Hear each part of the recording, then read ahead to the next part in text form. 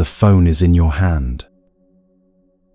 Even at Christmas dinner, even during conversations, even when you're supposed to be present, it's there. You check it.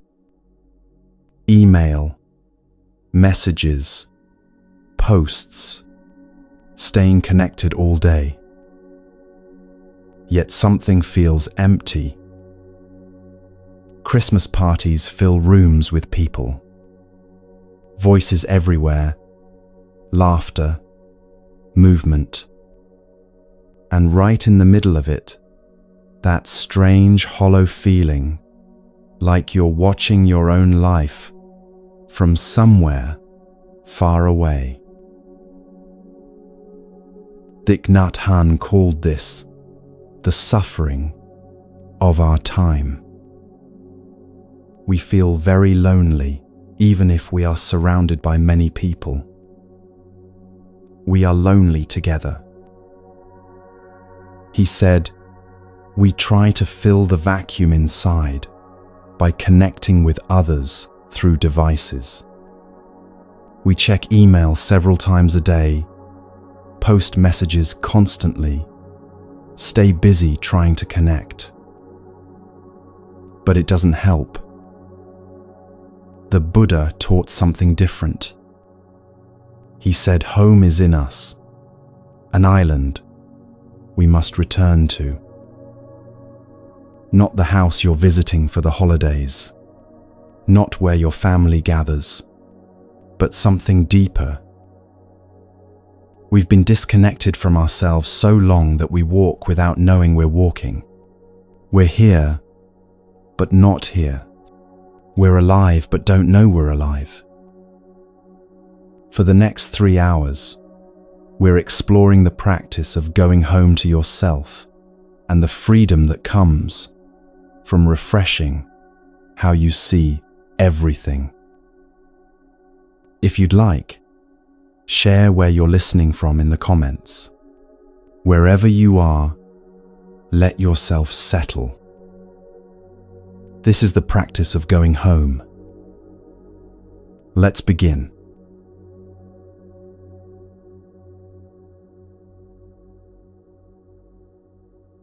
Your body is doing something right now that you weren't aware of until this moment. Your heart is beating. You didn't notice it until just now, and in a few seconds, you'll probably forget about it again. Your lungs are breathing. In and out, without you having to remember or manage or think about it. Blood is flowing through thousands of miles of vessels. Cells are regenerating. Your nervous system is processing information from everything around you. All of this happening right now, and a moment ago you had no awareness of any of it. This is what it means to be gone from home. Not that anything is wrong. Not that you're doing something incorrectly. But that you can be alive, fully, physically alive, and completely unaware of that aliveness. You can walk without knowing you're walking. You can breathe without knowing you're breathing. You can be here without actually being here at all. Most people spend most of their time this way. The body does its work, keeping you alive, carrying you through the day, responding to the world around you, while the mind is somewhere else, entirely. Planning what comes next, reviewing what already happened, thinking about conversations you need to have, problems you need to solve, things you need to remember. The body is here. the mind is elsewhere. And the gap between them grows so wide you forget there's supposed to be a connection at all. The Buddha taught about this gap. He said that most people walk through their lives asleep, not literally unconscious, but not fully awake either, moving through the world in a kind of trance where the body performs its functions and the mind races from one thought to the next, and somehow the person themselves, the awareness that could be present to all of this, is nowhere to be found. He offered a practice so simple it almost sounds like nothing. Sit down and breathe. That's it. That's the revolution. Sit down, know you're sitting down, and breathe, knowing you're breathing. When you do this, when you actually sit down with the intention of being present to your body, your breath, this moment, you begin to close the gap. The mind stops racing ahead or circling back. It settles, even if just for a few seconds, into the same place the body has been all along. You are here. Your body is your breathing. Your body is your heartbeat. Your body is your feet on the ground, your hands resting wherever they are, your spine holding you upright. When you bring awareness to any of these, when you actually feel your breath moving or your feet touching the floor, you connect with your body. And when you connect with your body, you are at home. Because body is part of home. Think about how much time you spend looking at screens. An hour passes. 2 hours. Maybe more. Eyes focused, fingers moving, mind absorbed in whatever task or information or distraction the screen offers. During that time, where is your awareness? Inside the screen, inside the work, inside the endless stream of messages and tasks and content that never stops coming. The body sits there the entire time, breathing, existing, holding you upright so you can do the work. But you forget it's there. Completely. Not that you think about your body and choose to ignore it. You actually forget it exists at all, as if you were just a mind floating in front of a glowing rectangle with no physical form whatsoever. Hours can pass this way. The morning becomes afternoon. Afternoon becomes evening. And somewhere in those hours, you disappeared entirely from yourself. Your neck might be bent forward at an angle that will cause pain later. Your shoulders might have crept up toward your ears. Your breath might have become so shallow it's barely breath at all. But you don't notice any of this because you're not there to notice. Some people who practice Buddhist teachings address this directly. They set a timer. Every 15 minutes, a gentle sound plays. a bell, a chime, something soft. When they hear it, they stop. Whatever they're doing stops. The typing stops. The reading stops. The mental momentum that was carrying them from one task to the next, that stops too. They take one breath and know they're breathing. They feel their body in the chair, their feet on the floor.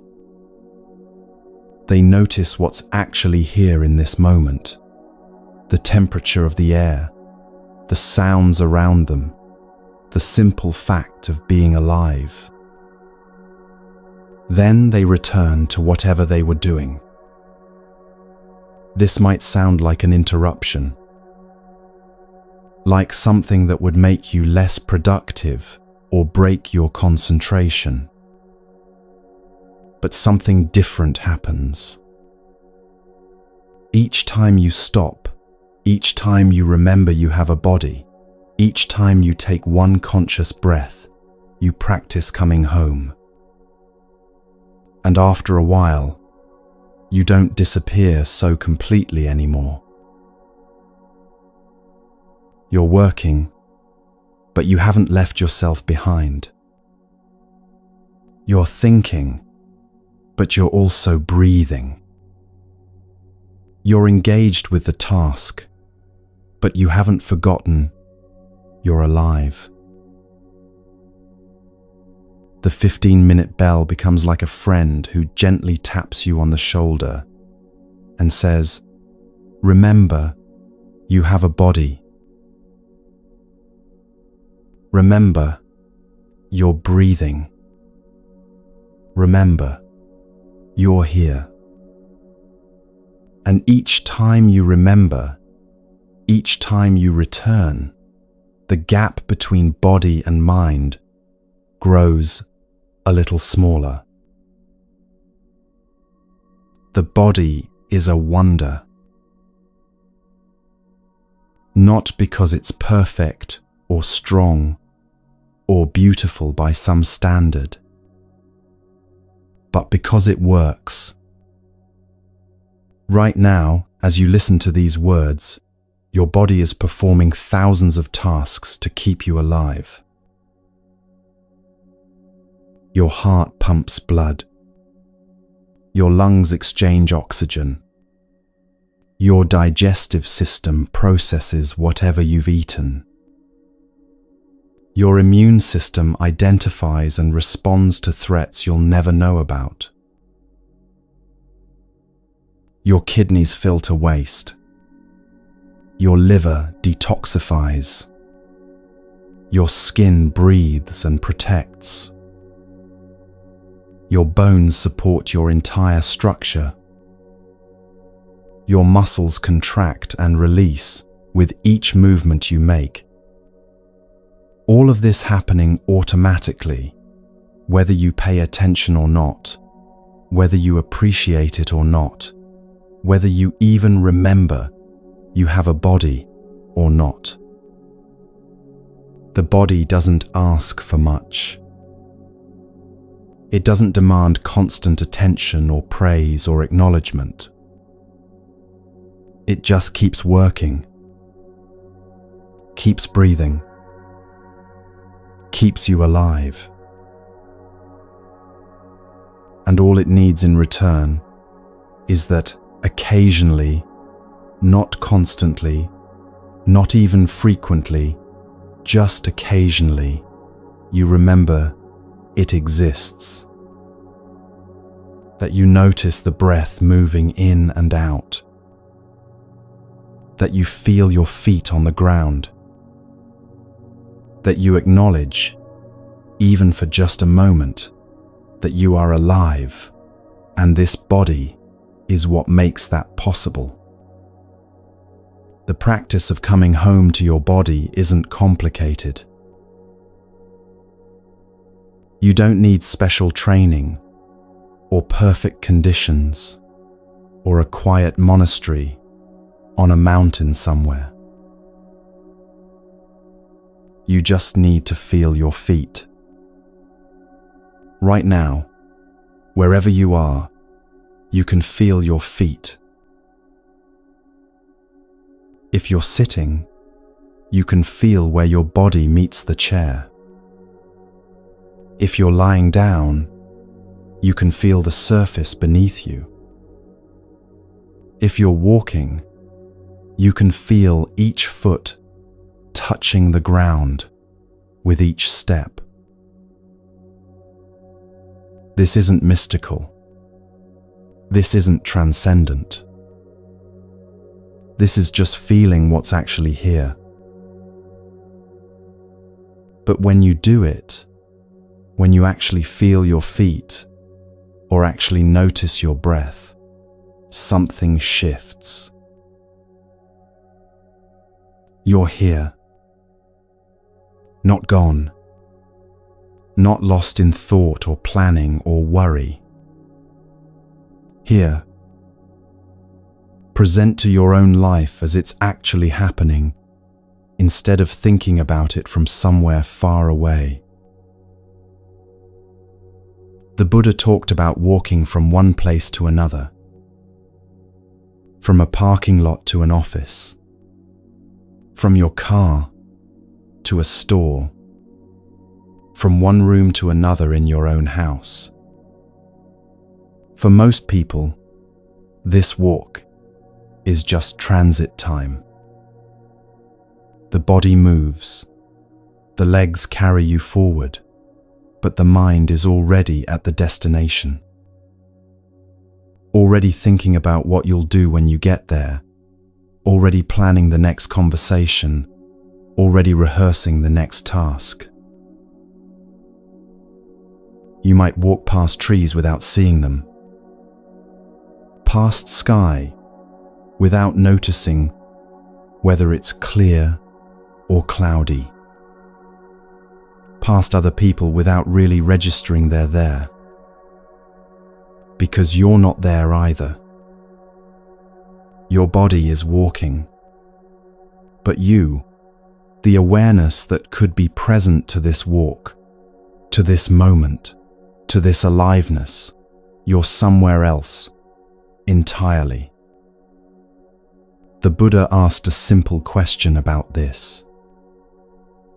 Why do you continue to think, to worry, to suffer, when every step could bring you home? Every step.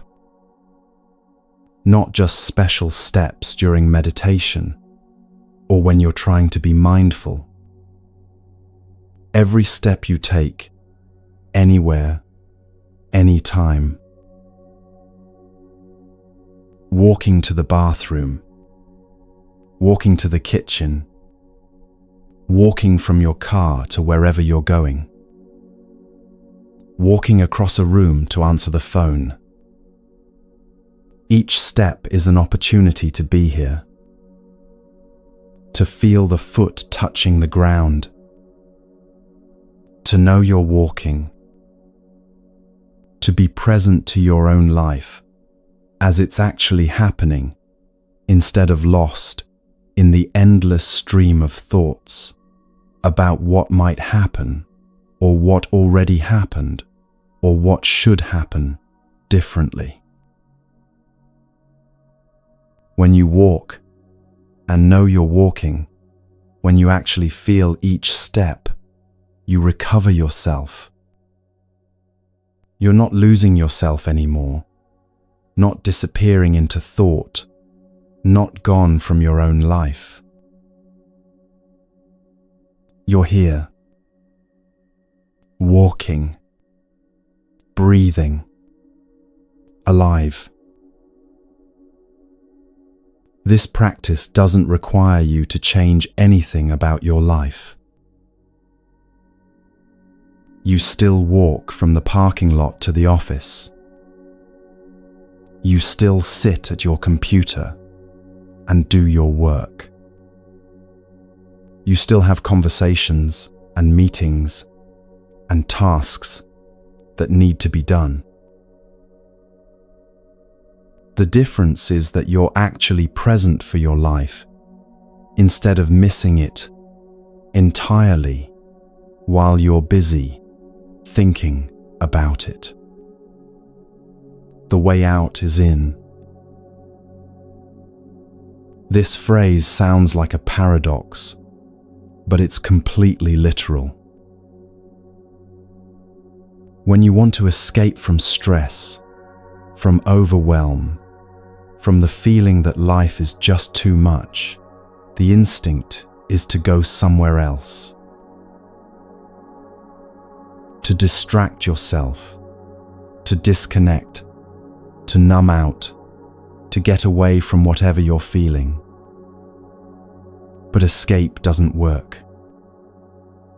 Because wherever you go, you take yourself with you. The thoughts follow. The feelings follow.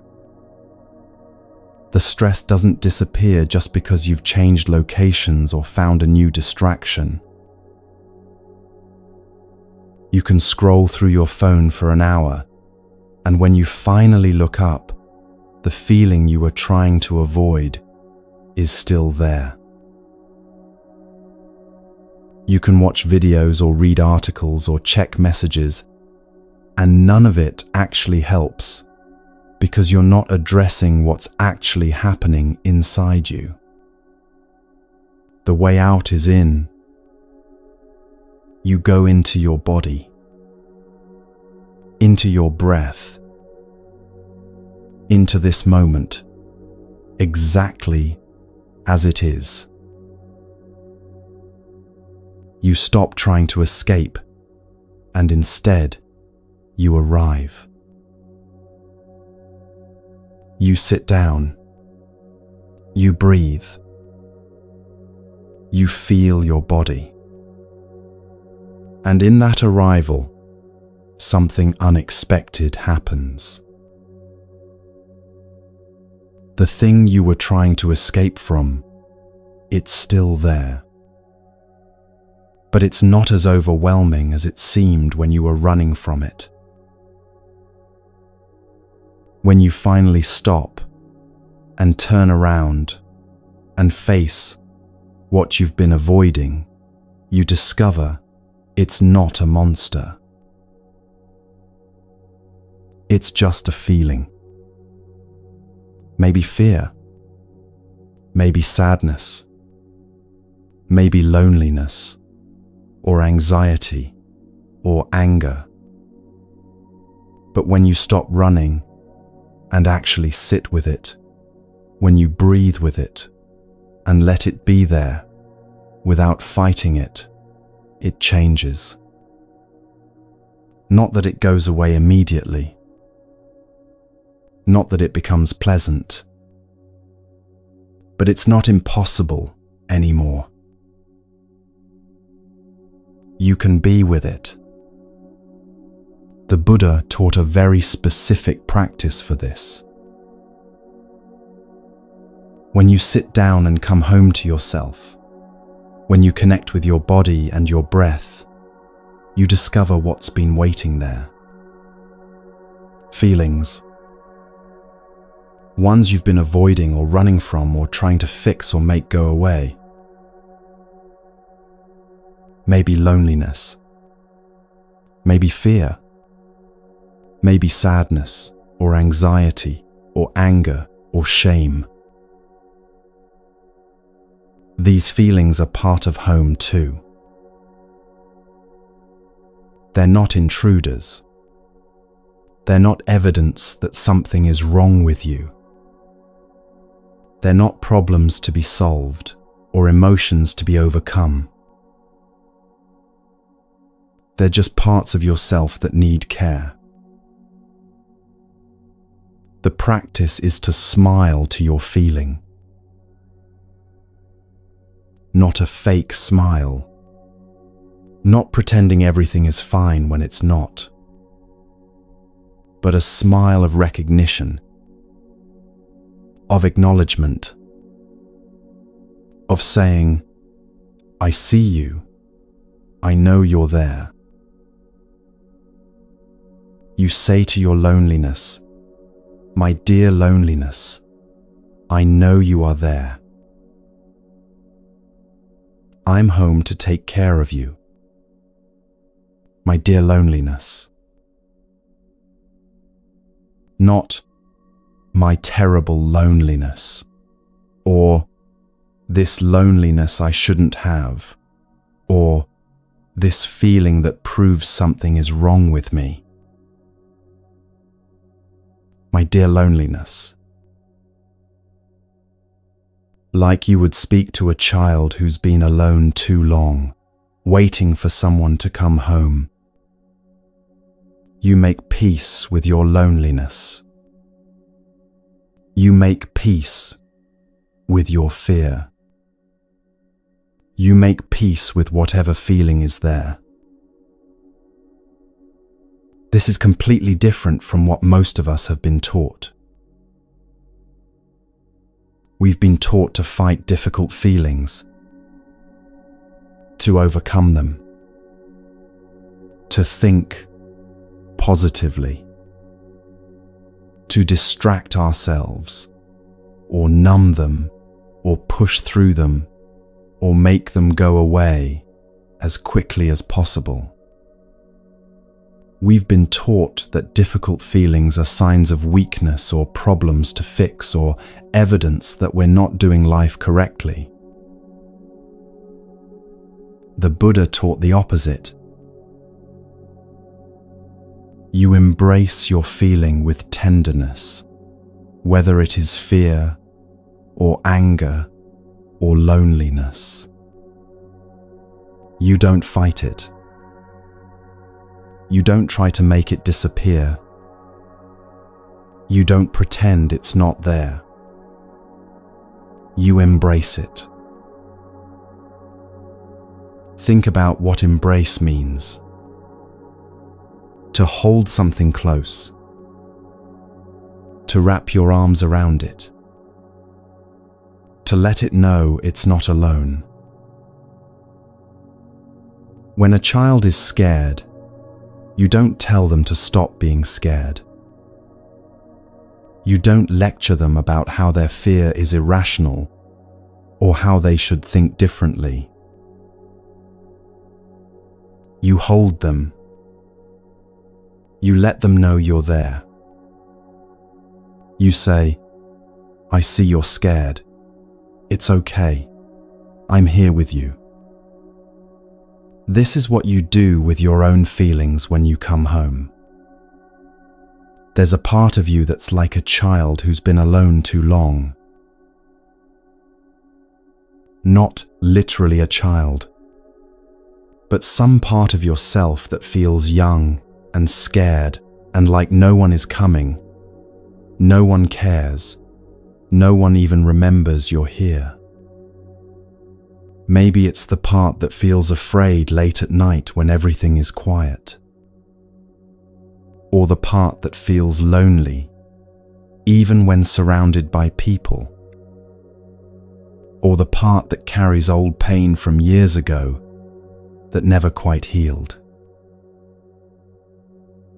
The practice is to recognize this part, to see it clearly, to acknowledge it's there, and then to embrace it. Not to fix it, or heal it, or make it grow up faster. Not to tell it to stop feeling what it feels. Just to be there with it. To say, I know you've been waiting. I know you've been alone. I'm sorry I left you here so long. I'm home now. This is what it means to take care of home. Not cleaning everything up immediately. Not making everything perfect. Not fixing every broken thing all at once. Just being there. being present, letting the scared parts of yourself know they're not alone anymore. You do this with your breath. You breathe in, and you're aware you're breathing in. You breathe out, and you're aware you're breathing out.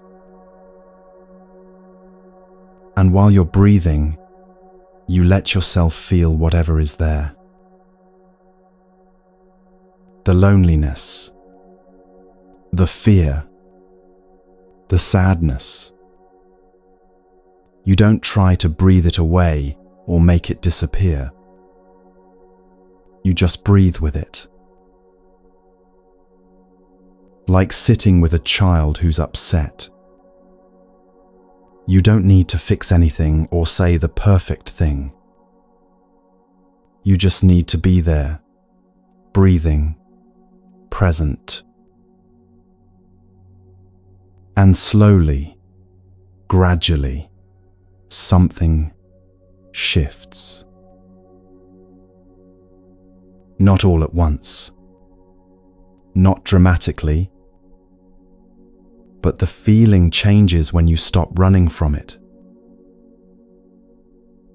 When you turn around and face it and say, I see you, I'm here with you. It's not a monster anymore. It's just a part of yourself that was scared you'd left forever. The Buddha said, be a home for yourself. Not for someone else. Not after you're perfect. Not someday when you finally have it all together. Now, with this breath, with this feeling, whatever it is, be an island unto yourself. This doesn't mean isolation. It doesn't mean you never need anyone else, or that relationships don't matter. It means you learn to be present to yourself first. Because you can't give what you don't have. If you don't know how to come home to yourself, how to sit with your own loneliness, how to embrace your own fear, how can you be truly present with someone else? You can't. You'll be two people both looking for home in each other, both empty-handed, both hoping the other person has what they need. But when you know how to come home to yourself, when you can sit down and breathe and be with your own feelings without running away, then you have something real to offer. Not neediness disguised as connection. Not two emptinesses trying to fill each other. But actual presence. Actual home. You can be with someone else because you're no longer desperately searching for them to save you from yourself. You can listen to their pain without trying to fix it immediately, because you've learned to sit with your own pain. This Christmas season, when everything is about going home, the invitation is to discover the home you carry everywhere. Not the house you're visiting, not where your family gathers, but the home that's always been here, waiting for you to return. Your body, your breath, this moment, every step you take can bring you back. Every breath reminds you you're alive. Every time you stop and feel your feet on the ground, you're practicing coming home. You don't need to wait for the perfect conditions. You don't need to be fixed or healed or enlightened first. You can come home right now. Sit down. Breathe. Feel your body. Notice what's there. Whatever feelings are waiting, whatever thoughts are circling.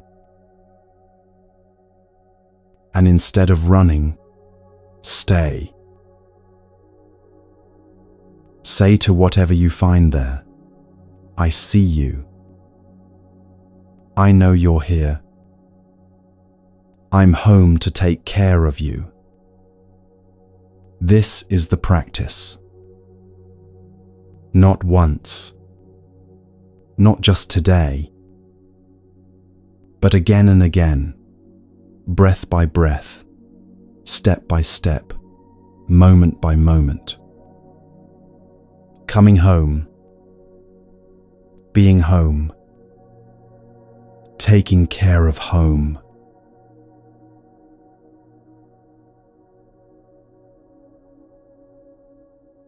Christmas gatherings have a particular feeling to them. Everyone arrives carrying something, not just the dishes they brought or the wrapped presents, but something heavier. Everyone is looking for warmth, for safety, for some kind of comfort that will make the loneliness less sharp.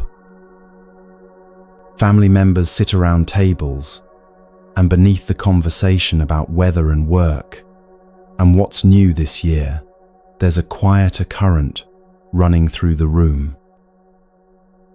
Each person hoping someone else has what they need.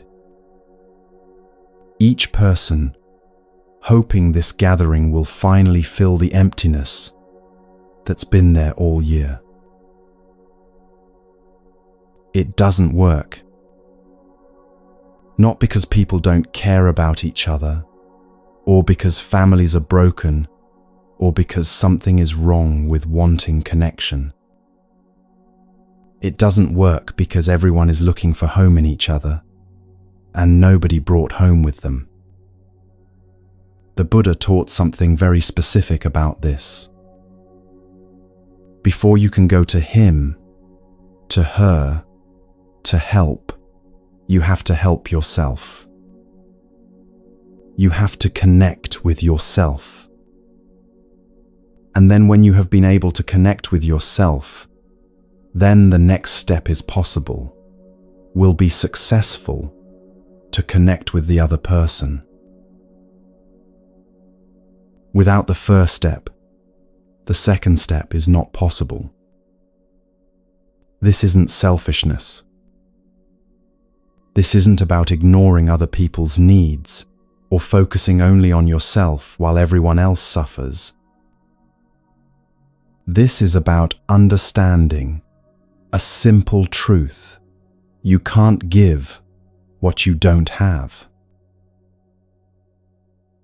If you haven't found home in yourself, if you don't know how to sit with your own loneliness or breathe with your own fear, you can't offer that to anyone else.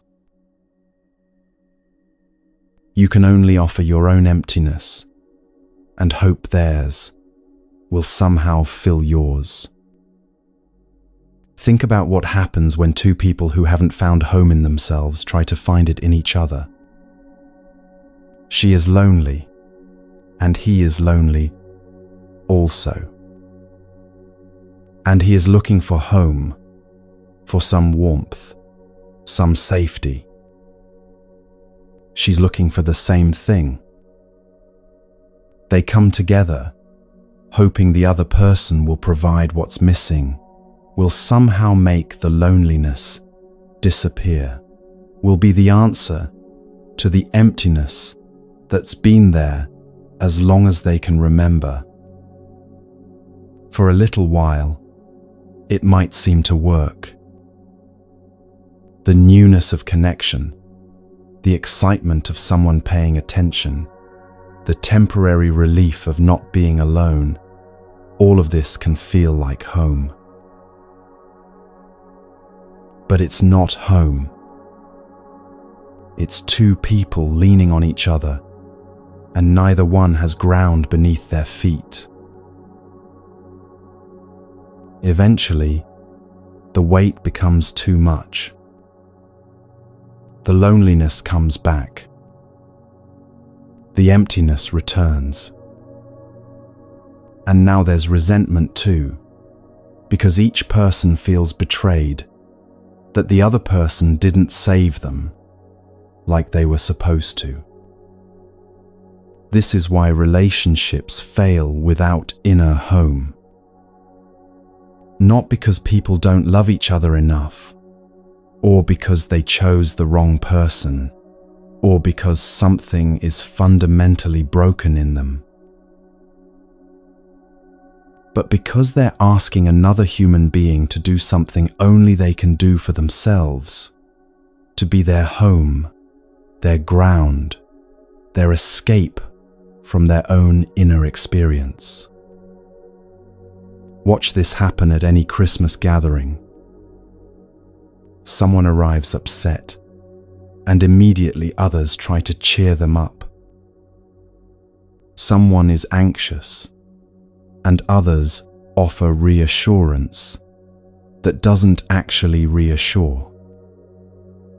Someone is lonely, and others fill the air with words and activity, trying desperately to make the loneliness go away. All of this coming from good intentions, from genuine care and love. But none of it works because everyone is trying to give what they don't have, trying to offer stability when they're unstable, trying to provide comfort when they're uncomfortable, trying to be home for someone else when they haven't found home in themselves. The Buddha's teaching is that once you have got a home, you can go to your partner. Once you know how to sit down and breathe, once you know how to be with your own feelings without running away, once you've learned to say, "My dear loneliness, I'm home to take care of you," then you can go to someone else. Not as someone desperately seeking rescue, but as someone who has something real to offer. You are confident because you know how to connect with yourself, how to have a home for yourself. So that confidence in you will inspire him or her to do the same.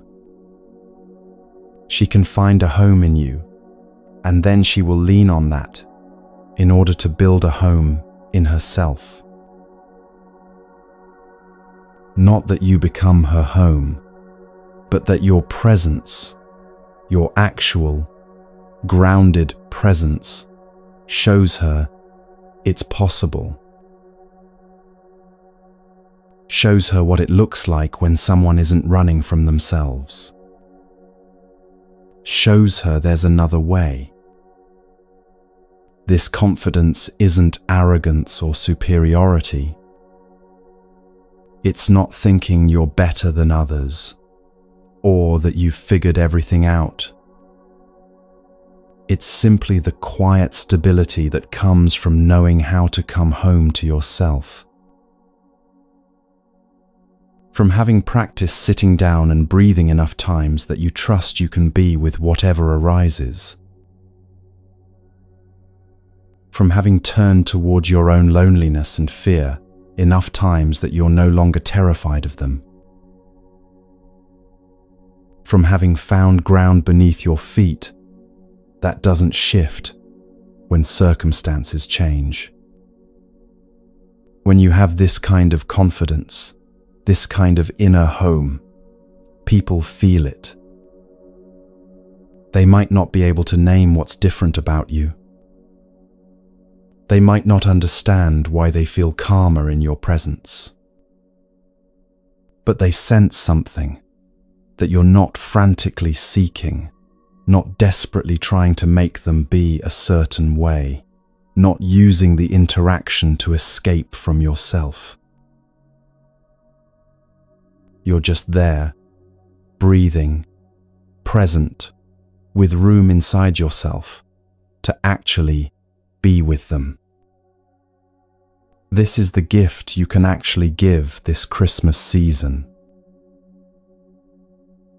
Not the perfect present or the right words or the ability to fix someone else's pain, but your own presence, your own groundedness. The home you've found in yourself that allows you to sit with someone else without needing them to be different, without needing them to make you feel better, without needing anything from them except to be exactly who they are in this moment.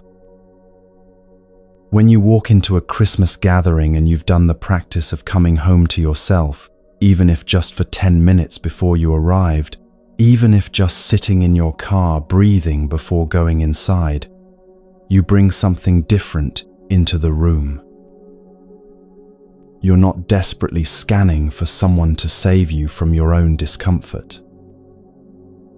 You're not performing or pretending or trying to be someone you're not.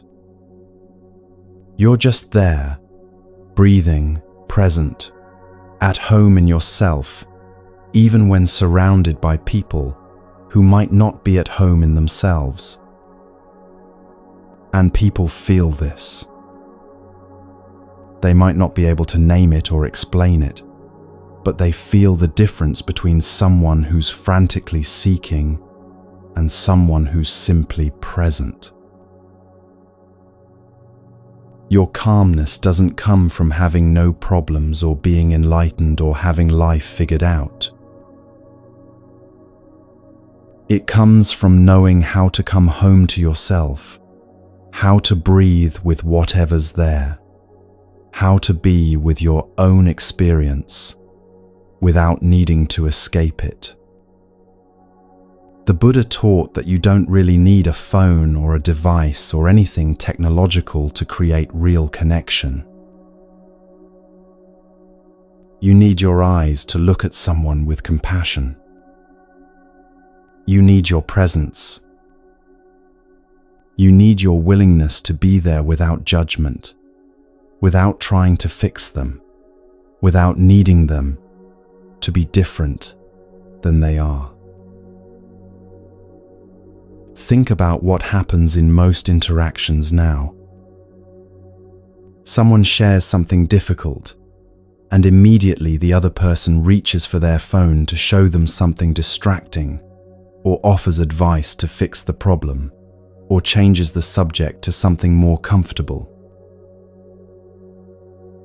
Not because they don't care, but because they can't be with discomfort, not their own, and therefore not anyone else's either.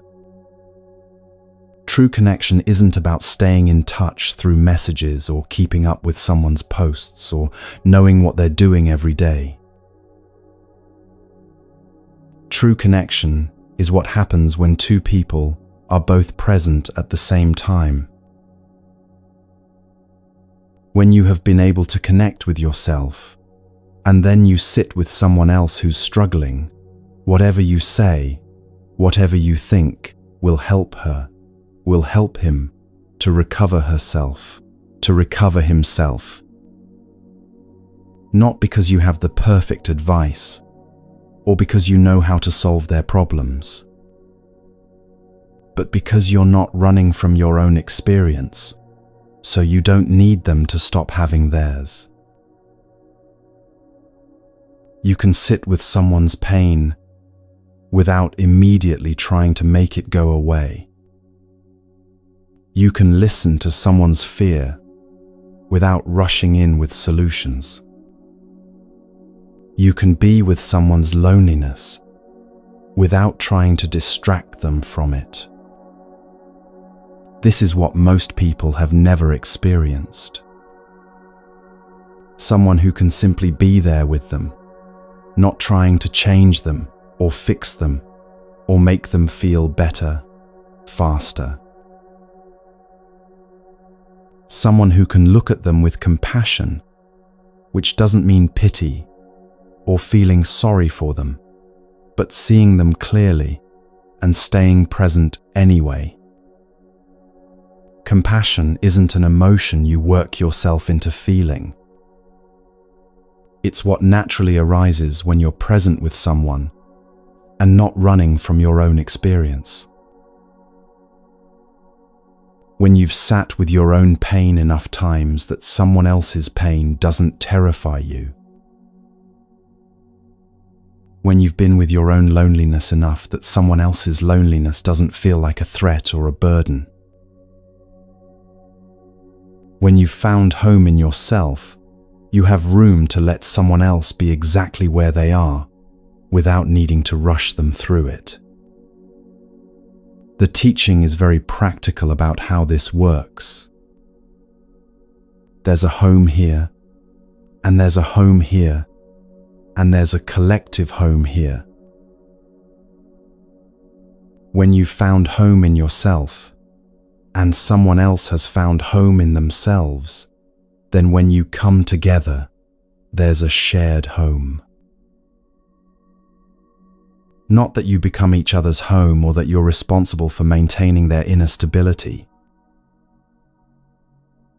but that two people who know how to be present with themselves can create something between them that's real and stable and safe. This collective home is different from codependence or neediness, or two emptinesses trying to fill each other.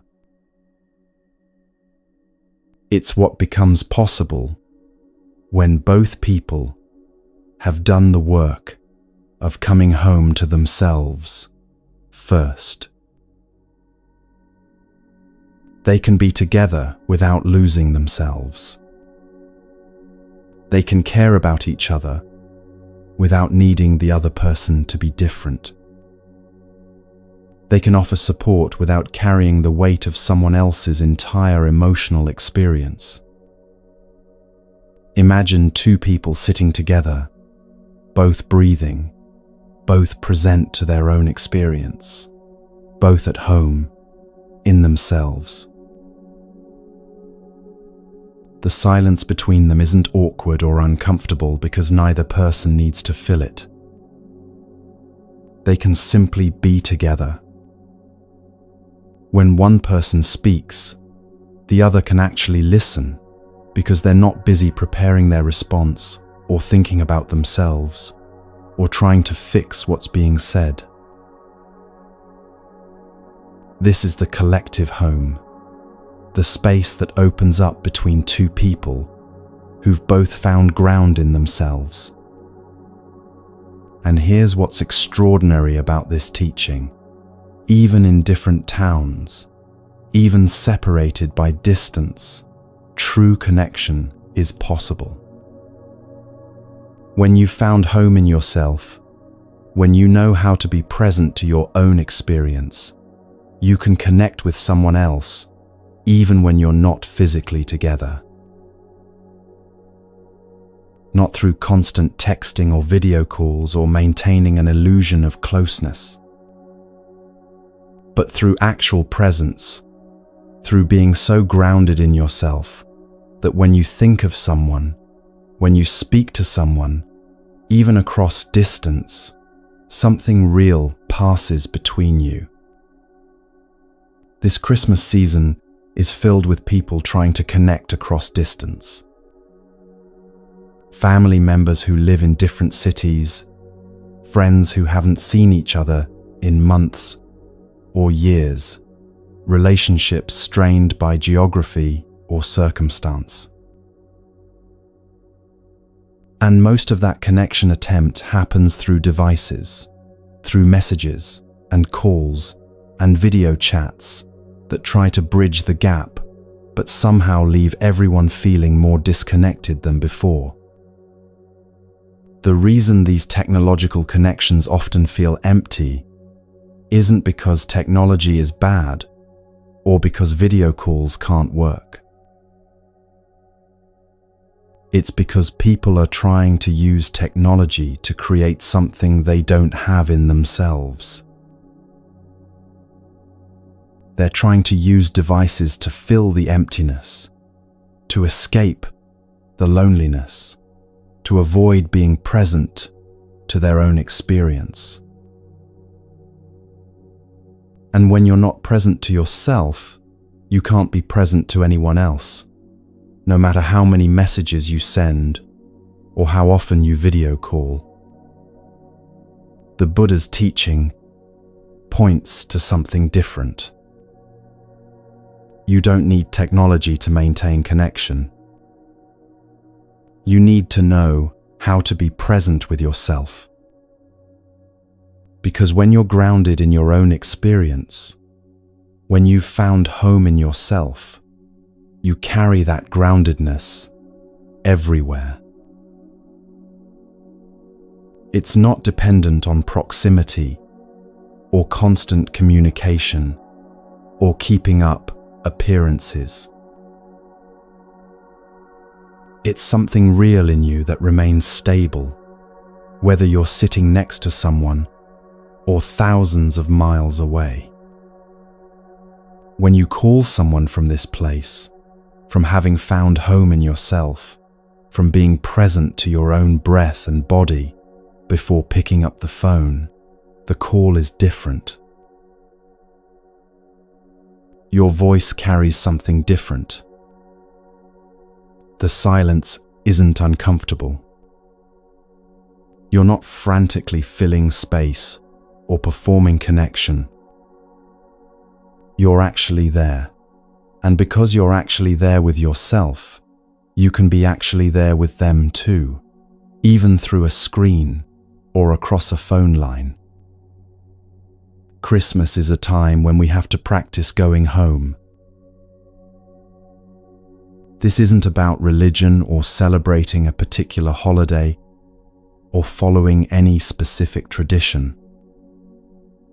This is about understanding that the season itself, with its emphasis on returning, gathering, coming back to something, points to a practice we need year-round, but especially now. The practice of going home to yourself. We are losing ourselves. We are lost. We have to find ourselves again. This isn't dramatic language or poetic exaggeration. Look at your own experience honestly. How much of your day do you spend actually present to your life versus lost in thought about the past or future? How often do you walk without knowing you're walking, eat without tasting your food, have conversations without really listening because your mind is somewhere else entirely? Most people spend most of their lives lost. Not lost as in not knowing where they are physically, but lost as in not present to their own existence.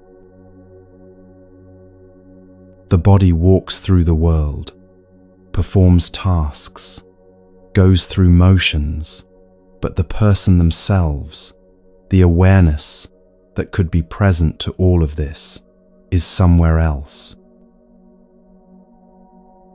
Thinking about yesterday or tomorrow, worrying about what might happen, or regretting what already did. Anywhere except here, now, alive. The Buddha taught that this is the way to heal ourselves and our society. Not through better technology or more efficient systems or new political solutions, though none of those things are inherently bad. But through each person doing the simple, difficult work of coming home to themselves, of sitting down and breathing, of walking and knowing they're walking, of being present to their own life instead of constantly escaping from it. everything begins with yourself. This is the way prescribed by the Buddha. Not because other people don't matter, or because society's problems aren't real, but because you can't help anyone else if you haven't helped yourself first. You can't offer stability to others if you have none yourself. You can't guide someone home if you don't know the way there yourself. Think about this in terms of the Christmas gatherings you'll attend or host. If you walk in disconnected from yourself, if you haven't taken even 5 minutes to sit down and breathe and come home to your own body, then you arrive as someone seeking. Seeking validation, seeking comfort, seeking distraction from your own discomfort. And everyone else is doing the same thing. A room full of people, all seeking something from each other that none of them can actually provide. But if you take time before arriving to practice coming home to yourself, to sit down, to breathe, to feel your feet on the ground, to say hello to whatever feelings are there, then you arrive different. You're not seeking. You're not performing. You're not desperately trying to make the gathering be something it's not. You're just there, present, breathing, with a home inside yourself that nobody can take away and that doesn't depend on how the gathering goes. This changes everything about the gathering. When one person in a room is actually present, actually grounded, actually at home in themselves, it affects everyone. Not in some mystical or magical way, but in the simple fact that presence is contagious. When you're with someone who's genuinely calm, who's not running from themselves, who can sit with discomfort without needing to immediately fix it or escape it, something in you relaxes too. You might notice this with certain people in your life. There are people whose presence makes you feel more scattered, more anxious, more like you need to be someone you're not.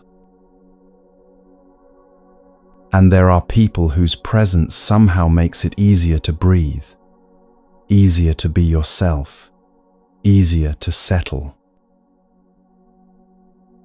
The difference isn't about personality or charisma. It's about whether that person has found home in themselves or is still desperately seeking it in others. Now we come to one of the Buddha's most profound teachings about refreshing your view. He used the example of a cloud. When you look at the cloud, you see that a cloud cannot die, cannot disappear altogether. A cloud can only become snow or rain. A cloud cannot really die, and a cloud is not born from nothing. The cloud is a continuation of water vapor, of ocean water meeting sun, of processes that were happening long before this particular cloud formed. Most people look at a cloud and think, there it is, now it's gone. They see birth and death. They see something that exists for a while and then ceases to exist. But this is wrong view. This is seeing with ignorance rather than wisdom. The cloud never actually comes into being from nothing, and it never actually disappears into nothing. It changes form. Water vapor becomes visible. Cloud becomes rain, becomes ocean, becomes vapor again. Nothing is born, nothing dies. Only transformation. The Buddha taught that we are like this too.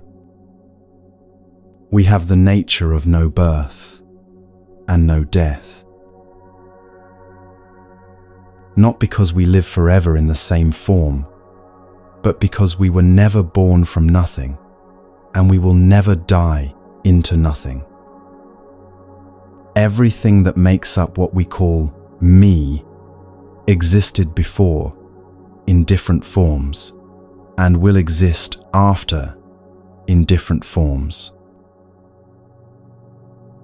The body is made of elements from the earth, from food, from air and water. The mind is made of thoughts and perceptions learned from others, experiences accumulated over time. Nothing is truly separate or independently existing. When you really see this, not just intellectually understand it, but actually see it, you are free of birth and death. Not that your body becomes immortal, or that you no longer experience physical death, but that you see through the illusion that you were ever born or could ever die. You see that what you call you is a temporary coming together of elements that existed before and will continue after in different forms. This teaching might sound abstract or philosophical, sitting around a Christmas table, but it has immediate practical application.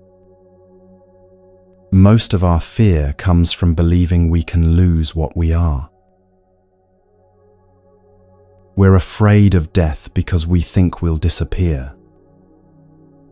We're afraid of change because we think we'll lose ourselves. We cling desperately to experiences and relationships and circumstances because we believe our existence depends on them remaining the same. Watch how this fear operates during Christmas. Someone takes a photo because they're afraid the moment will be lost. Someone holds on too tightly to traditions because they're afraid change means death. Someone tries to make everything perfect because they believe this gathering needs to be preserved exactly as it is, or something essential will disappear forever. All of this coming from the deep fear that things born can die, that what exists can cease to exist, that we can lose what we are. But when you see like the Buddha taught, when you refresh your view to see things as they actually are, rather than how ignorance makes them appear, this fear dissolves. Not because you've convinced yourself of something, or because you're pretending death isn't real, but because you've seen through the illusion that there's something permanent to lose in the first place. The cloud is free of birth and death right now. It doesn't have to wait until it reaches some enlightened state. It's already free because it never was born and it never will die. It only transforms.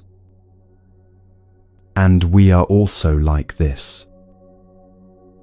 We have the nature of no birth and no death. Not someday, not in some future realm after we die, but right now.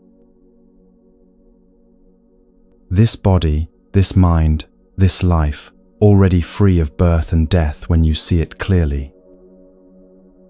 This is how refreshing your view creates instant freedom. You don't have to change anything about your circumstances. You don't have to wait for your life to be different, or for your problems to be solved, or for you to become a better person. You just have to see clearly what's already true. And what's true is that nothing is born, nothing dies. Everything is transformation. Everything is continuation. Nothing is ever truly lost, because nothing was ever truly separate in the first place. When you sit at a Christmas dinner table and you see, with this kind of clarity, everything changes. You're not desperately trying to hold on to moments or make experiences last longer or capture the perfect memory. You're present to what's actually happening, knowing it's part of a vast unfolding that existed before you got here and will continue after you leave. You can enjoy the gathering without clinging to it. You can love people without needing them to stay the same forever. You can be fully present because you're not trying to grasp something that's inherently ungraspable. The grandfather telling stories at the table, you see him not as someone who will die and disappear, but as water in a particular form, already part of transformation. The child laughing, you see her not as needing to be preserved in this moment forever, but as continuation happening, cloud becoming rain. The meal itself, you see it not as something to desperately hold on to, but as earth becoming food, becoming body, becoming earth again, nothing lost, everything transforming. This is what it means to be free. Not free from life, or free from relationships, or free from responsibility, but free from the suffering that comes from misunderstanding what life actually is. Free from the fear that comes from thinking you're a separate, permanent self that could be destroyed. Free from the desperate clinging that comes from thinking you can lose what you are. The Buddha taught this as a gift you can give, not just to others, but to yourself. The gift of seeing clearly. The gift of understanding that you have the nature of no birth and no death.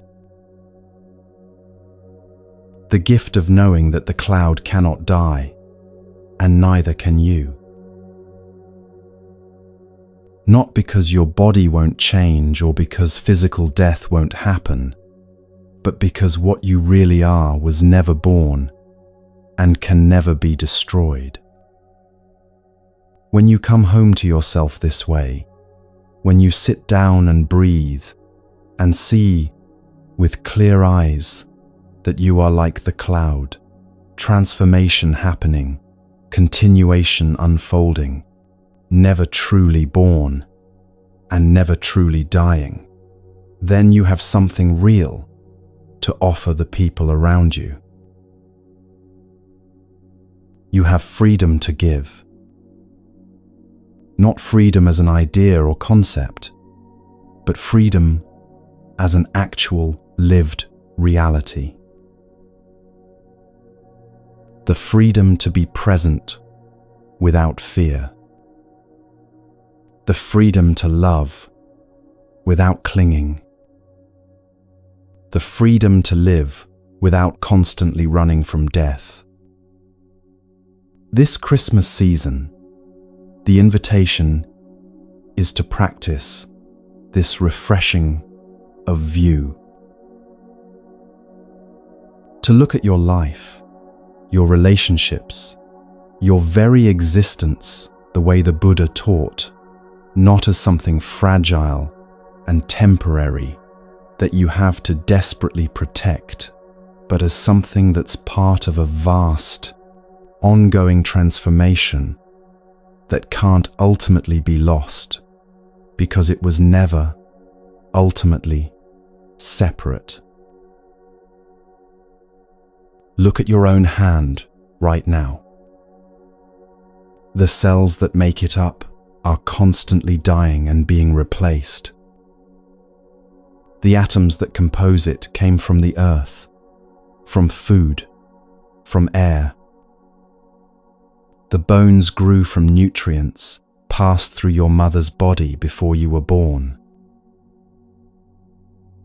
The skin is shedding and renewing every moment. What you call my hand is already transformation happening. Already continuation. Already demonstrating the teaching of no birth and no death. When you see this clearly, really see it, not just think about it, you're free. Free to be present with people without needing them to complete you. Free to love without the desperate edge of knowing it will end.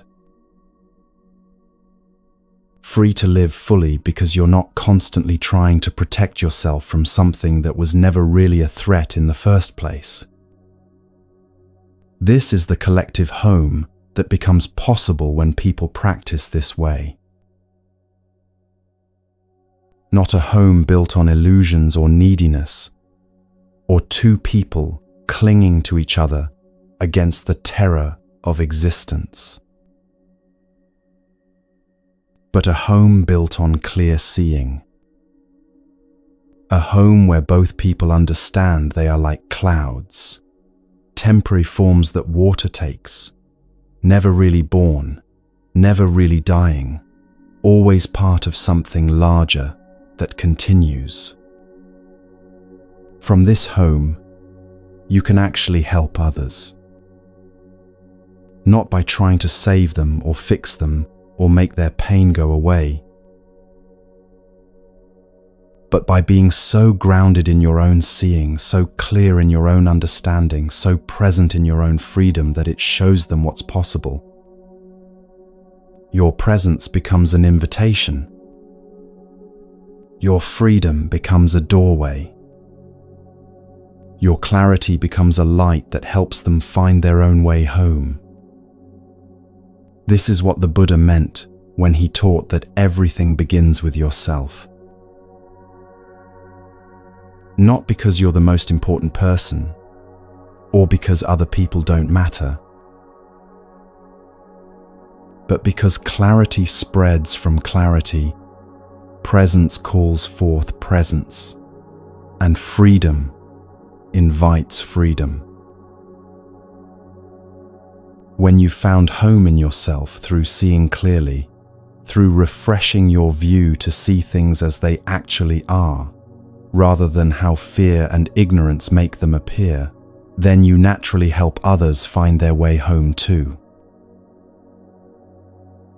The gift you can actually give this Christmas is your own presence, your own groundedness, your own freedom from the illusion of birth and death. Not as something you force on others or teach didactically, but as something you embody so fully that it becomes obvious. Like the cloud that's already free, because it never believed it was born and never feared it would die. Like the rain that knows it's just water, taking a different form.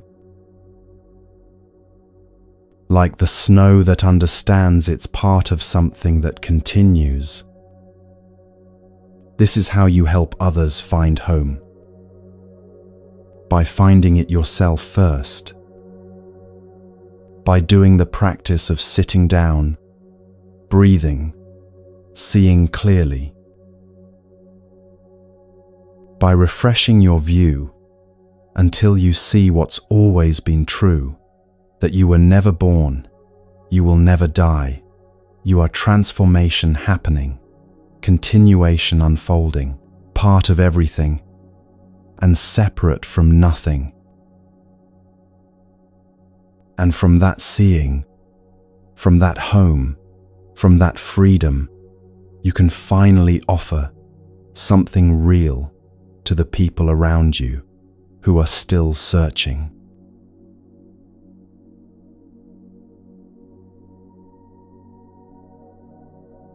There's a word the Buddha used that most people have never heard. Formation. It's a technical term, a Buddhist term, to designate everything. Like a flower, a marker, a book, a person, a tree. Everything is a formation. The Buddha didn't say things. He didn't say objects or entities or stuff. He said formations. And this one word, this choice to call everything formations instead of things, reveals something profound about how reality actually works. A formation is something that has been formed, something that's come together, something composite, made of parts, an agglomeration of many elements, gathering in one place for a while. Nothing exists on its own. Everything has to lean on other things in order to be formed. Look at the table in front of you, or the chair you're sitting in, or any solid object nearby.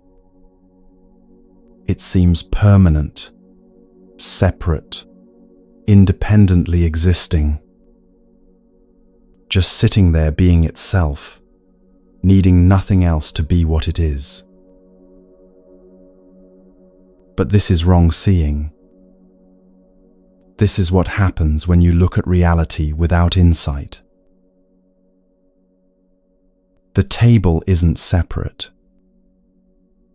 It's a formation, made of wood that came from a tree that grew in soil that was enriched by decomposing matter that was once other plants and animals.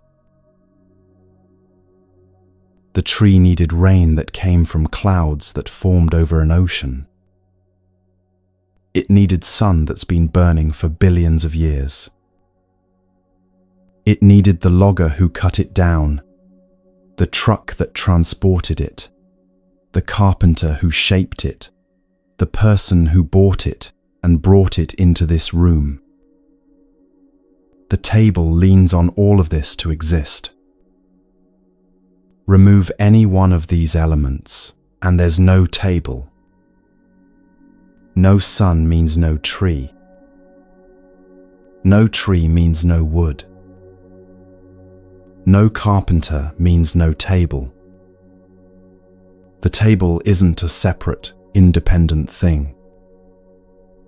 It's a temporary gathering of countless elements that have come together and will eventually separate again. This is true of everything. The flower in the vase is a formation of soil, water, sun, seed, gardener, vase, the person who placed it there. The book on the shelf is a formation of trees, ideas, writer, printer, ink, distributor, reader. Your body is a formation of food you've eaten, air you've breathed, water you've drunk, DNA from parents, bacteria in your gut, experiences that shaped your nervous system. Nothing stands alone. Everything is leaning on everything else. The reason the Buddha chose the word formation instead of thing is subtle but crucial. When you call something a thing, you imply it has independent existence, that it just is what it is, separate from everything else, solid, permanent, with its own inherent nature. But when you call something a formation, you immediately acknowledge that it's composed of other elements, that it depends on conditions, that it's temporary, that it will eventually dissolve back into its components.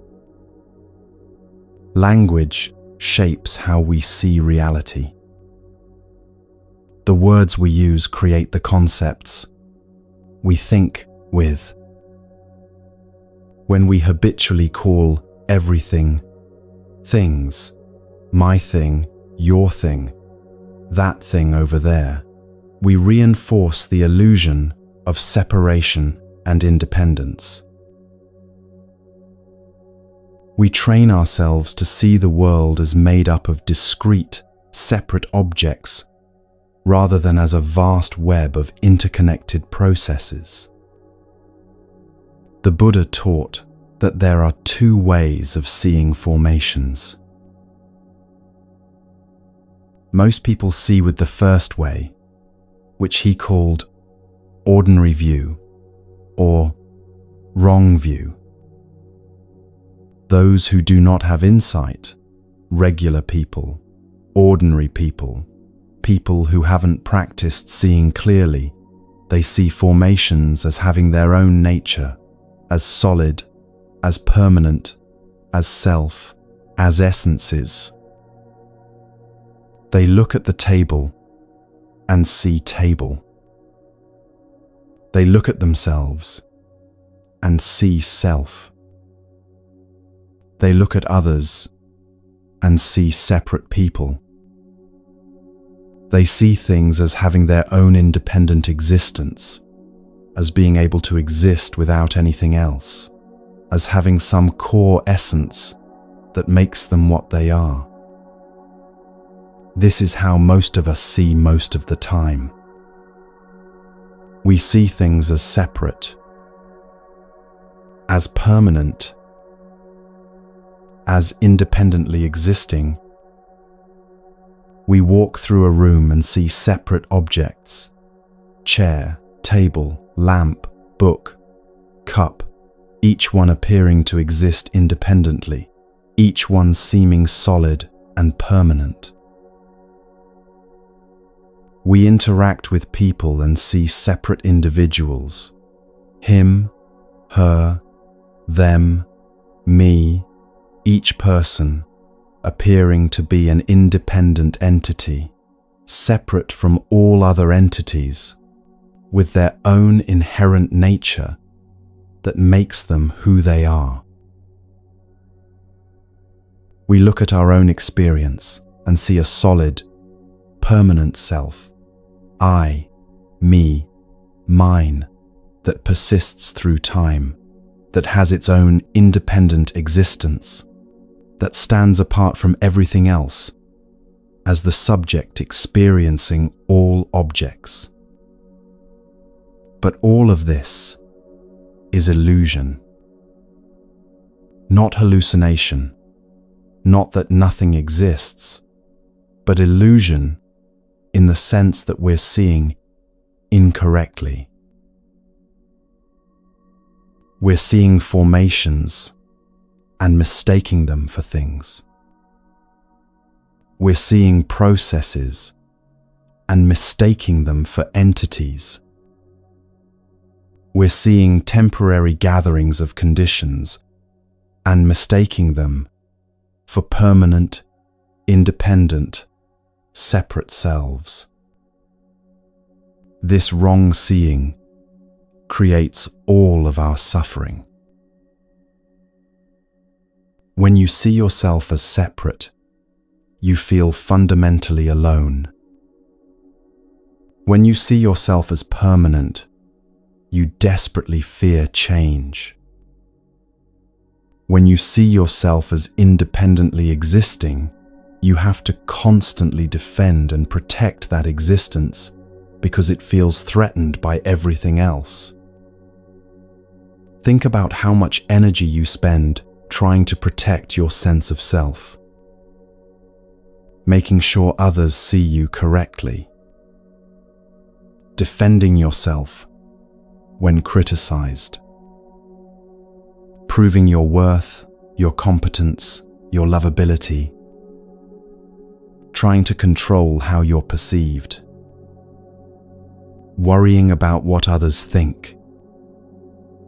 All of this exhausting work comes from the illusion that there's a separate, solid self that needs protecting. The Buddha offered a different way of seeing. He called it right view. With right view, we see formations as co-arising entities. We see that everything leans on other things in order to manifest. We see interbeing, mutual, arising, nothing existing independently of anything else. This isn't just philosophy or abstract thinking. This is training yourself to see what's actually there, instead of what your conditioned mind projects onto reality. And you can practice this seeing with anything, anywhere, anytime. Think about a Christmas tree standing in your home right now, or one you've seen recently. Most people look at it and see a tree, a separate thing brought in from outside, standing there being itself. But when you look with right view, you see something completely different. You see rain that fell on forests, maybe hundreds of miles from here, soaking into soil. You see sun that shone through branches, driving photosynthesis, creating the sugars that built this trunk, these needles. You see soil enriched over decades by decomposing leaves, dead insects, fungi breaking down organic matter into nutrients the tree could absorb. You see the seed that started this tree, perhaps 20 or 30 years ago, and the parent tree that produced that seed, and the generations of trees before that, all the way back through evolutionary time to the first plants that colonized land.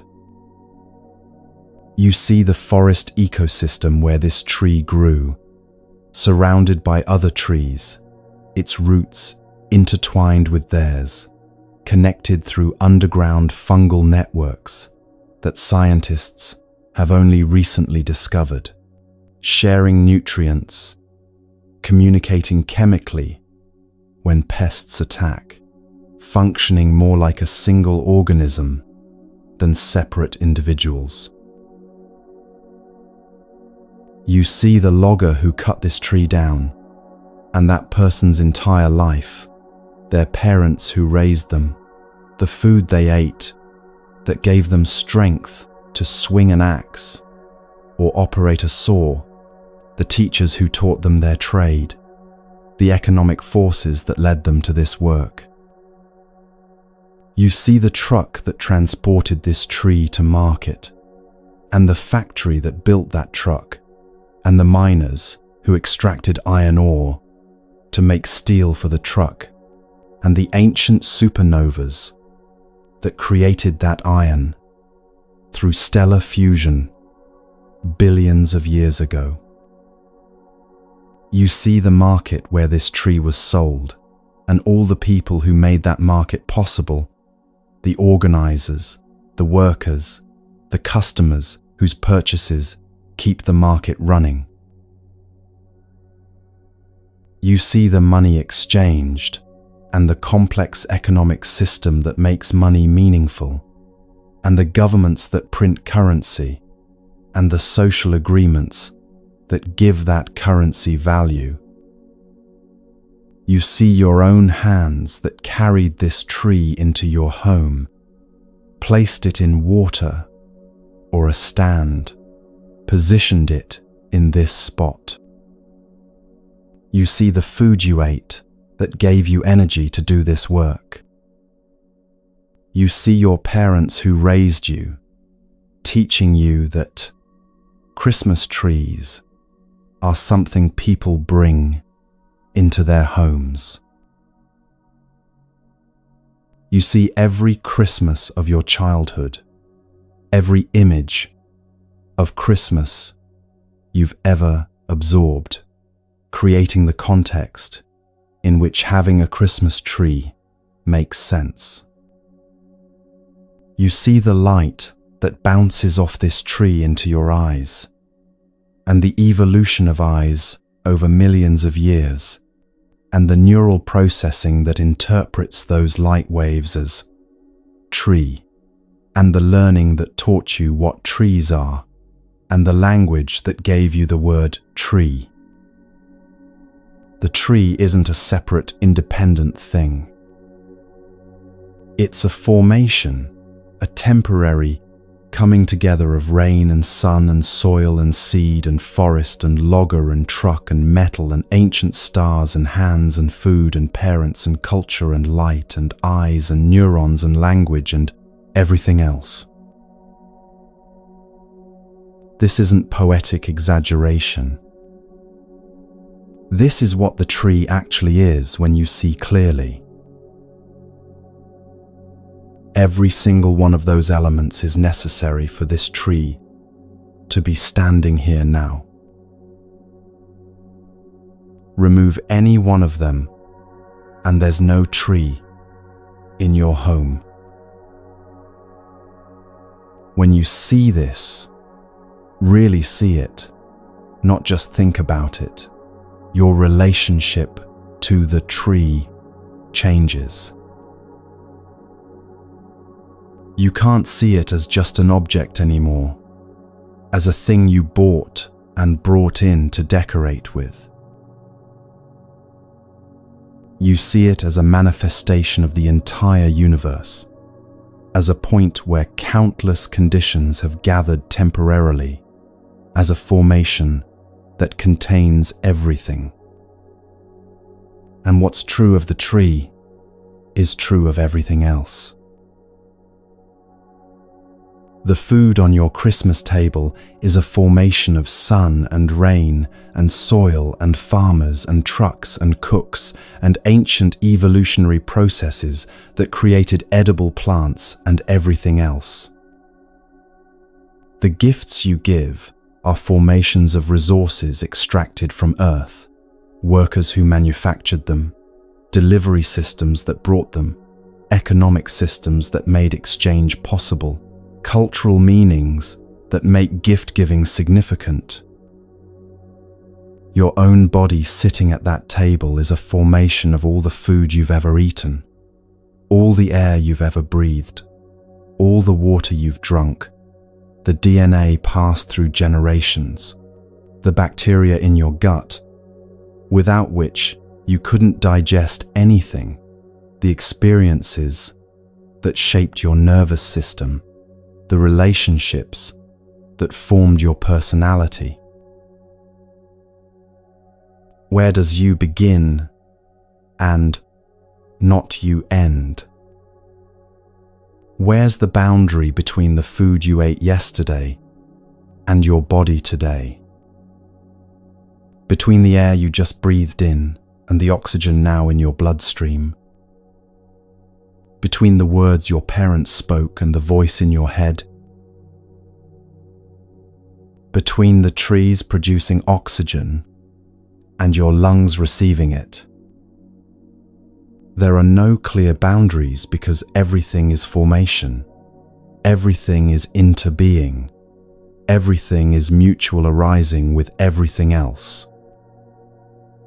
The Buddha took this teaching even further with an example that stops most people cold. He said, "There is rain, but we don't need a rainer to make the rain." Think about this. When you see rain falling, ordinary view says there must be someone or something making it rain. There must be an actor performing the action. There must be a doer doing the deed. But this is wrong view. Rain happens because warm air rises from Earth's surface, carrying water vapor. The vapor rises into cooler layers of atmosphere, where it condenses around tiny particles of dust or salt. Billions of these droplets gather together, forming clouds. As more vapor condenses, droplets grow larger and heavier. Eventually, they're too heavy for air currents to hold up, and they fall. It's a process, a formation, countless conditions coming together in a particular way. There's no rainer standing somewhere making rain happen. No entity behind the action choosing to make it rain. There's just raining, a verb, not a noun. Raining happening when conditions come together this way. This understanding dissolves one of the deepest illusions we carry. The illusion of a separate doer behind every action. The illusion of a permanent self that exists independently, making choices, performing actions, receiving results. Ordinary view says, "I am doing this. I made this happen. I am the actor, and there are receivers of my action. I am the subject, and everything else is object. I exist independently, separately, permanently, with the power to act on the world around me." But right view sees differently. Actions happen. Walking happens, but there's no walker separate from walking. Breathing happens, but there's no breather separate from breath. Thinking happens, but there's no thinker separate from thoughts. This doesn't mean you don't exist. It means you exist differently than you thought. You exist as a formation, a temporary coming together of elements, a process unfolding, a verb rather than a noun. You exist as interbeing, as mutual arising with everything else, not as a separate, independent, permanent entity. The Buddha taught no self. Not that there's nobody here, but that what's here isn't what you think it is. What you call I is a formation of body, feelings, perceptions, mental formations, and consciousness, all of which are themselves formations, none of which exist independently, all of which are constantly changing. Where is the self in this?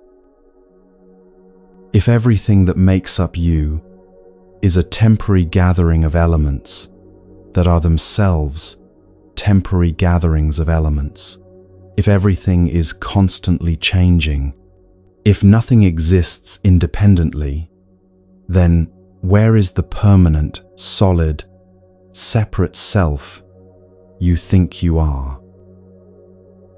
It's not there. It never was there.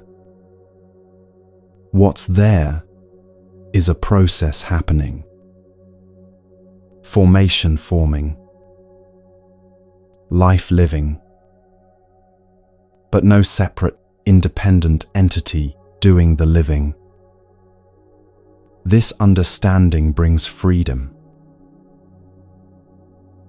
When you see that there's no separate self, there's no separate self to protect. No separate self that can be threatened. No separate self that can be lost. The desperate quality that colors so much of life, the need to defend yourself, to prove yourself, to make sure you exist, to protect your existence from everything else. All of this dissolves when you see there's no separate self to defend in the first place. This also transforms how we understand karma. Ordinary view says, I did this action and I will receive the result. There's a doer and a receiver, cause and effect, action and consequence, all revolving around a separate self that acts and receives. But right view sees karma without a karma maker. Actions happen, results follow, but there's no separate self performing the action or receiving the result. It's more like when conditions come together in this way, this result arises. When conditions come together differently, different results arise. It's all mutual arising, codependent origination, formations leaning on formations, with no independent actor anywhere in the chain. This might sound abstract, but it has immediate practical application in your life right now. When something difficult happens, when you're hurt or disappointed, or things don't go as planned, ordinary view says, someone did this to you. There's an actor who performed the action, and you're the receiver of that action. This creates blame, anger, victimhood, the story of separate selves acting on each other. But when you see with right view, you see formations interacting. This person's anger, which is itself a formation of their past experiences, current stress, misunderstandings, chemical processes in their brain, and countless other conditions, met your sensitivity, which is itself a formation of your history, expectations, current state, and countless other conditions, and hurt happened. Not because someone independent decided to hurt someone else independent, but because conditions came together and this result arose. This doesn't mean actions don't matter or that there's no responsibility. It means seeing clearly what's actually happening rather than living in the illusion of separate, independent selves acting on each other. It means understanding that changing conditions changes results, that you can train yourself to respond differently, that formations can be reshaped because they're processes, not fixed things. Now we come to one of the Buddha's most startling teachings. He said that with ignorance, with ordinary view, with wrong seeing, the question is, to be or not to be. Over here with ignorance, to be or not to be is the question. But over here with right view, with clear seeing, to be or not to be is no longer the question. Shakespeare thought he was asking the deepest question possible. To be or not to be. Existence or non-existence. Being or nothingness. This is the question that haunts human consciousness, that drives so much of our fear and clinging and desperation. But the Buddha said Shakespeare was trapped in wrong view. He was caught in the illusion that things either exist as separate, independent entities, or they don't exist at all. He saw two options, being or non-being. But both options are based on the same wrong view, that things could exist independently, as separate entities, as permanent essences. Right view transcends this entire framework. Right view is the view that transcends the notion of being and non-being. Things don't exist the way you think they exist. They don't exist as separate, independent, permanent entities. But they also don't not exist. They exist as formations, as temporary gatherings of conditions, as mutual arising, as interbeing. The Christmas tree in your home, does it exist or not exist? Ordinary view says, of course it exists. I can see it right there. But when you look deeper, where is the tree?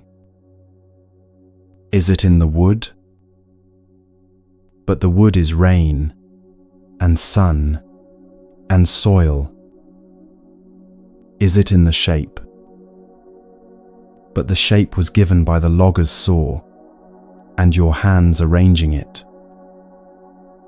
Is it in your perception of it?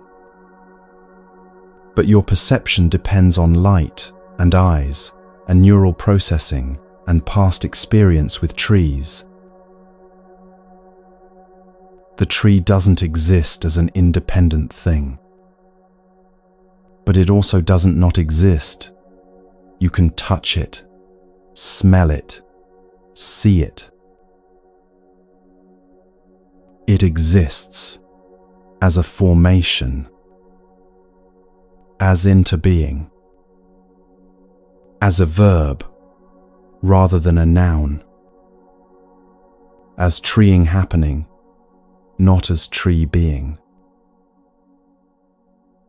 When you see this clearly, the question, to be or not to be, becomes meaningless. Things don't be. They form. They arise depending on conditions.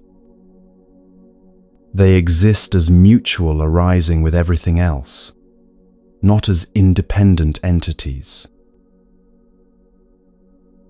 This understanding frees you from the terror that haunted Shakespeare. The terror of non-being. The terror that you might cease to exist, that death will erase you, that you could become nothing. When you see clearly that you never existed as a separate, independent, permanent entity in the first place, there's nothing to cease existing. You exist as formation, as a temporary gathering of conditions that came together and will eventually separate. The conditions that make up what you call you will separate and reform into other formations. Nothing is lost because nothing was ever separate to begin with. You're like the cloud that becomes rain. The cloud doesn't die when it becomes rain. It transforms. The water that was cloud becomes water that is rain, becomes water that is ocean, becomes water that is vapor, becomes water that is cloud again. Nothing is born, nothing dies. Only transformation. You don't have to wait until death to be free of the fear of death. You can see right now that what you think of as your life and your death are both illusions based on wrong view. You were never born. The conditions that make up you existed before in other forms. You will never die. Those conditions will exist after in other forms. Birth and death are concepts we apply to formations, but formations themselves are always transformation, always continuation, never beginning or ending in the way we imagine. This is the freedom that comes from refreshing your view, from seeing formations as they actually are, rather than how ignorance makes them appear. This Christmas, sitting with family, eating food, exchanging gifts, you can practice this seeing. Look at the food on your plate. Don't just see food. See the formation. See the sun that grew the plants or fed the animals. See the rain that watered fields. See the soil enriched by countless organisms over decades or centuries. See the farmers who planted and tended and harvested. See the workers who processed and packaged. See the trucks that transported. See the stores that sold. See the cook who prepared this meal. See how everything leans on everything else, how nothing exists independently, how it's all one vast, interconnected web of mutual arising. Look at the person sitting across from you. Don't just see a separate individual. See the formation. See their parents who raised them and the food that built their body cell by cell over years. See the experiences that shaped their mind, the teachers who taught them, the friends who influenced them, the books they read, the conversations they had. See the air they're breathing right now, becoming part of them with each breath. See the light reflecting off them into your eyes, making their presence visible to you. See how you and they are not two separate things, but two aspects of one interconnected reality, both formations, both temporary gatherings of conditions, both processes unfolding, both verbs rather than nouns. When you see this way, something profound happens in how you relate to everything. You can't harm another without harming yourself, because there is no separate self and separate other. There's only mutual arising, interbeing, formations, depending on formations. When you hurt someone, you're hurting the web you're part of, which means you're hurting yourself. Not because of some mystical karmic law, but because you and they are aspects of one interconnected reality. You can't grasp and hold anything because there's nothing solid to grasp. Everything is transformation happening. Everything is already in process of becoming something else. The moment you try to freeze and hold is already gone, already becoming the next moment. You can appreciate, you can be present, you can love, but you can't freeze moments or make formations permanent, because formations by their nature are temporary gatherings that will separate. You're not alone, not separate, not isolated in an indifferent universe. You're interbeing with everything. You're mutual arising with the whole cosmos. Every breath connects you to trees across the world, producing oxygen.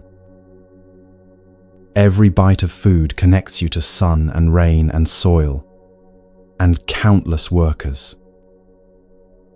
Every thought connects you to every teacher and parent, and experience that shaped your mind, and to the evolutionary history that created minds capable of thought. You're not a separate thing trying to exist in a world of other separate things. You're an aspect of the whole, temporarily manifesting in this form, part of the vast transformation that is reality. This is what the Buddha meant by formations and why he chose that word instead of things. Things implies permanence, separation, independent existence.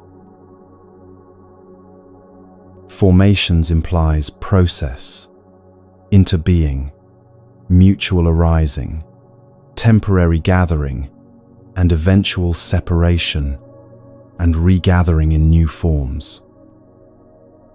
This is what right view sees that ordinary view misses. Not that nothing exists, but that things exist differently than ignorance makes them appear. They exist as formations, as verbs happening, as processes unfolding, as temporary dances of conditions that came together and will separate and come together again in new configurations. This is the freedom beyond being and non-being. Not that you exist as a separate entity, and not that you don't exist at all, but that you exist as interbeing, as formation, as part of everything, never born because you were never separate, never dying, because transformation continues forever. When you refresh your view this way, when you see formations as formations rather than as things, when you see yourself and others and everything as mutual arising rather than as separate, independent entities, you're free. Free from the fear of non-being that haunted Shakespeare. Free from the desperation to prove you exist, to defend your existence, to make yourself solid and permanent. Free from the exhausting work of maintaining the illusion of a separate self. Free from the loneliness that comes from thinking you're isolated and alone. You're here, breathing, part of the vast web of interbeing, a formation among formations, a verb among verbs, transformation happening, never separate, never alone, never truly born, and never truly dying, already free if you can just see clearly. This is what you're actually looking at when you see with clear eyes. Not things, but formations. Not separate entities, but interbeing. Not being or non-being, but the freedom beyond both.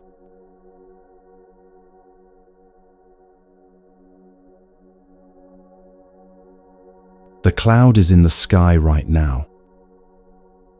You can see it, or you've seen clouds today, or you'll see them tomorrow. Watch what happens when a cloud becomes rain. Where does the cloud go? Most people would say, the cloud disappears. It was there. Now it's not. Therefore it died. It ceased to exist. But this is wrong view. This is seeing with ignorance rather than with clarity. The cloud doesn't disappear. The cloud doesn't die. The cloud becomes rain. The water that was visible as cloud becomes water that falls as rain. Same water, different form. Nothing is lost. Nothing ends. Nothing dies. Only transformation. And where did the cloud come from in the first place? It didn't appear from nothing. The cloud is a continuation of water vapor that rose from the ocean, heated by the sun, lifted into the atmosphere.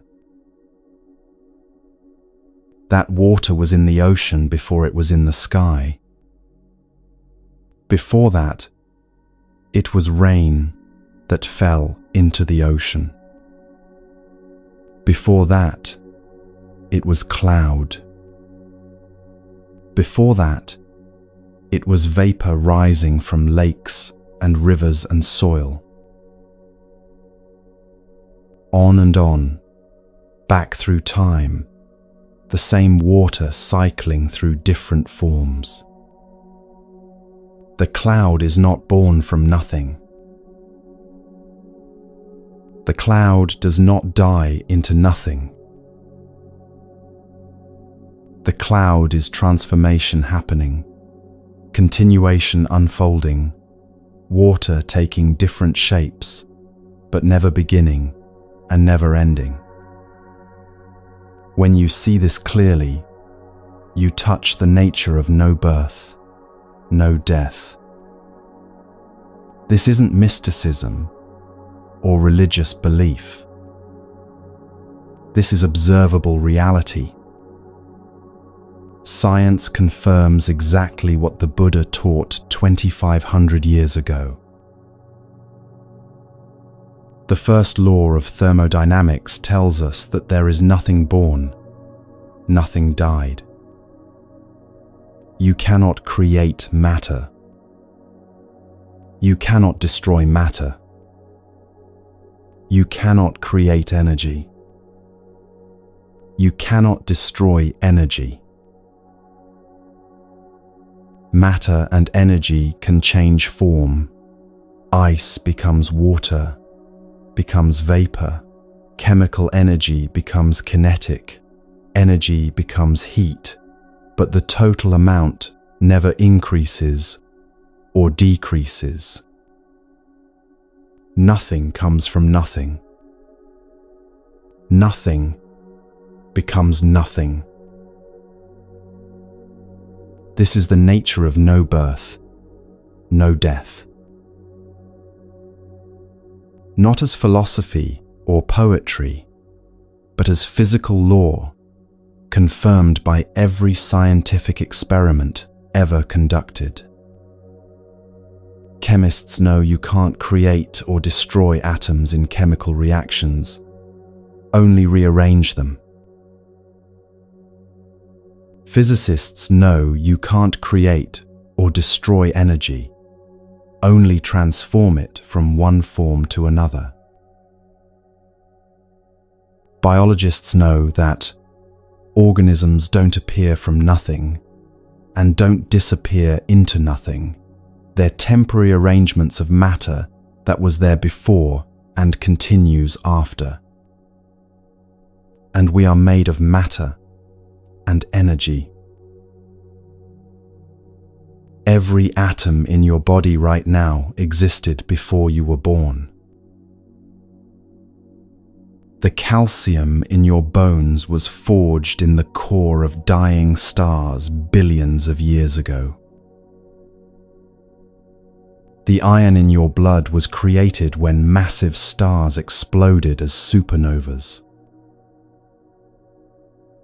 The carbon that makes up most of your body cycled through countless other organisms before becoming you, through plants and animals and bacteria and fungi, through soil and air and water, on through millions of years.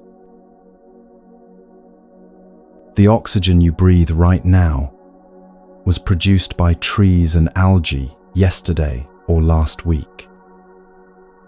The water in your cells fell as rain, was drunk by you, absorbed into your bloodstream. The proteins building your muscles right now came from food you ate, that came from plants, or animals that came from soil and sun and rain. Nothing in you is new. Nothing in you was created from nothing. You are a temporary arrangement of elements that have been cycling through the universe for billions of years.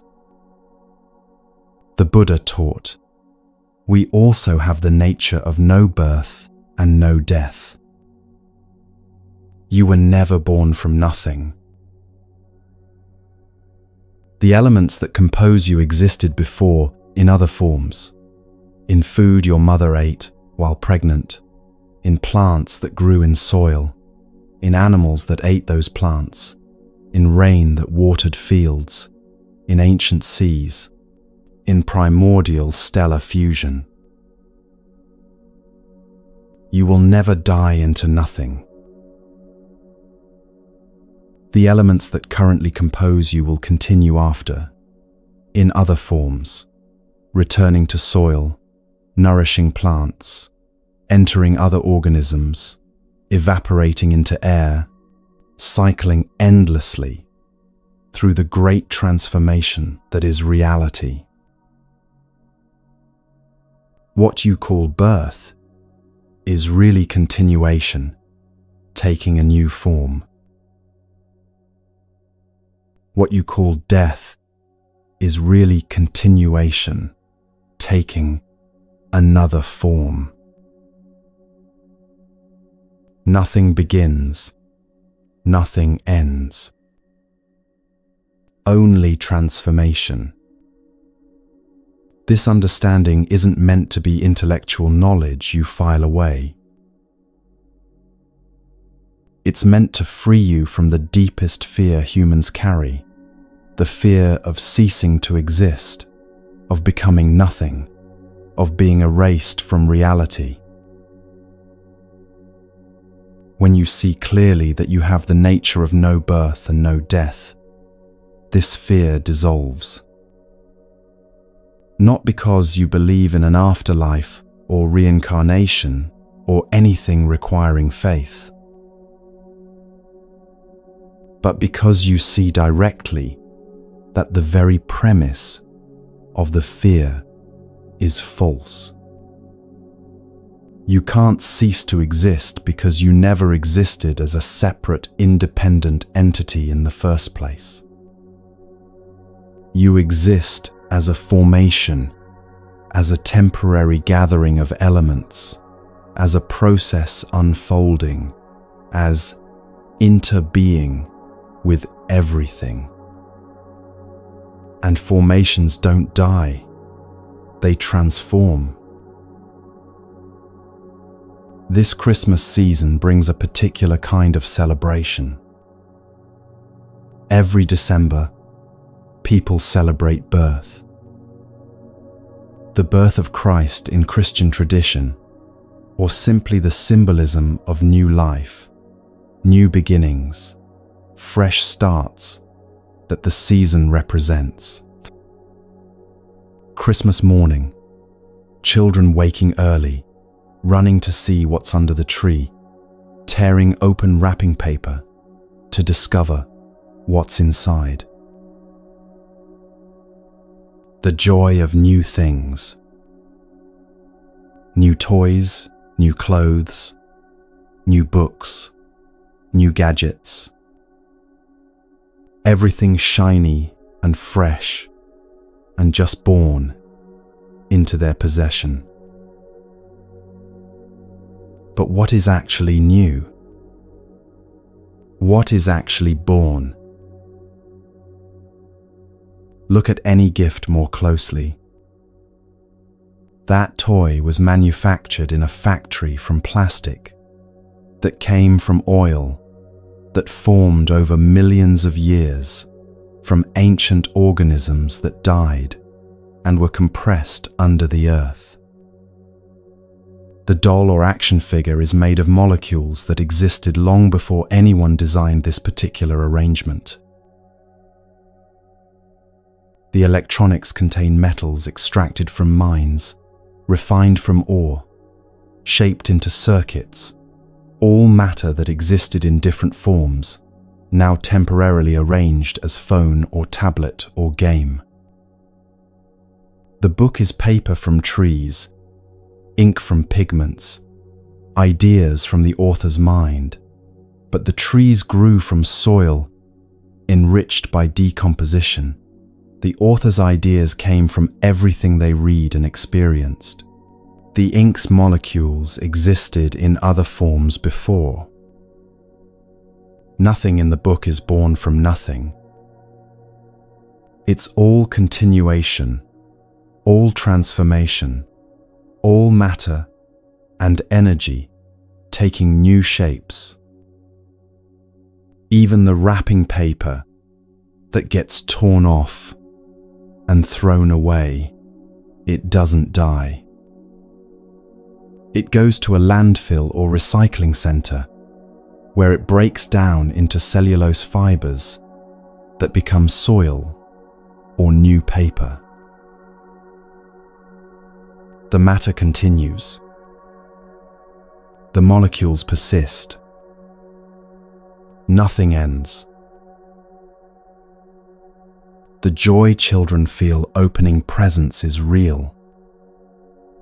The newness they experience is genuine.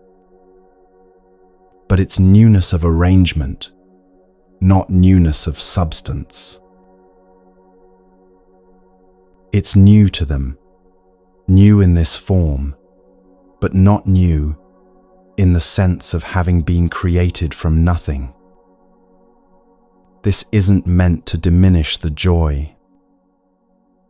Understanding the truth doesn't make Christmas morning less beautiful. It makes it more beautiful because you see what's actually happening, not isolated objects appearing from nowhere, but the entire universe arranging itself in new patterns, the great dance of transformation, expressing itself as wrapped boxes under trees. Think about what birth actually means. When a baby is born, we say, a new person has come into existence. But has anything actually been created from nothing? The baby is made of cells that came from the mother's body, nourished by food she ate, built from nutrients that came from plants and animals that came from soil and sun. The DNA that codes for this baby's body came from parents, grandparents, ancestors, stretching back through evolutionary time. The consciousness that will develop in this baby's brain will be shaped by everything it experiences, every word it hears, every relationship it forms. Nothing is born from nothing. Birth is continuation taking a new form. Birth is the universe arranging itself differently, not something appearing from nowhere. Christmas as symbol of birth points to something true, but not in the way most people think. The birth celebrated isn't the beginning of something from nothing. It's the continuation of what always was, taking a new form, manifesting in a new way.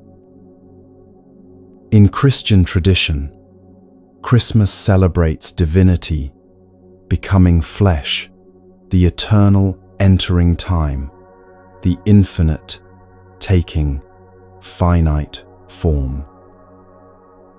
This is actually very close to the Buddhist understanding when you see it clearly.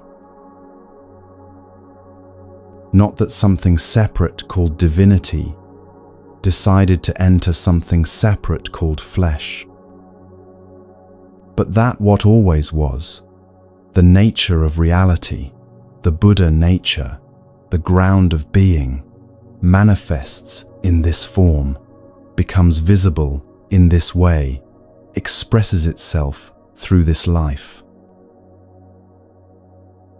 In this sense, Christmas is a symbol of awakening rather than literal birth. The light that comes into darkness isn't new light appearing from nowhere. It's the same light that always was, now visible, now recognized, now seen clearly. When you wake up to the nature of no birth and no death, when you see clearly that nothing begins from nothing and nothing ends in nothing, when you understand that everything is transformation and continuation, this is the real Christmas gift. Not wrapped boxes under trees, but freedom from the fear that haunts human existence. The Buddha taught very clearly about why people suffer. Because of ignorance, you see the world as formations, and formations appear as the phenomenal world. We see formations as separated entities. This is the root. This is where suffering begins. Not in circumstances or events or other people's actions, but in how we see. When you look at reality with ignorance, you see things as separate, independent, permanent. You see yourself as a separate self, others as separate others, objects as separate objects. You see birth as beginning and death as ending. You see gain as acquiring what you didn't have and loss as losing what you had. You see success and failure, victory and defeat, being something or being nothing. All of this is mental construction. You're living inside a world you've built in your mind, a world that doesn't match how reality actually works. And because your mental construction doesn't match reality, you suffer. It's like wearing glasses with the wrong prescription. Everything looks distorted, blurry, wrong. You bump into things because you can't see clearly where they are.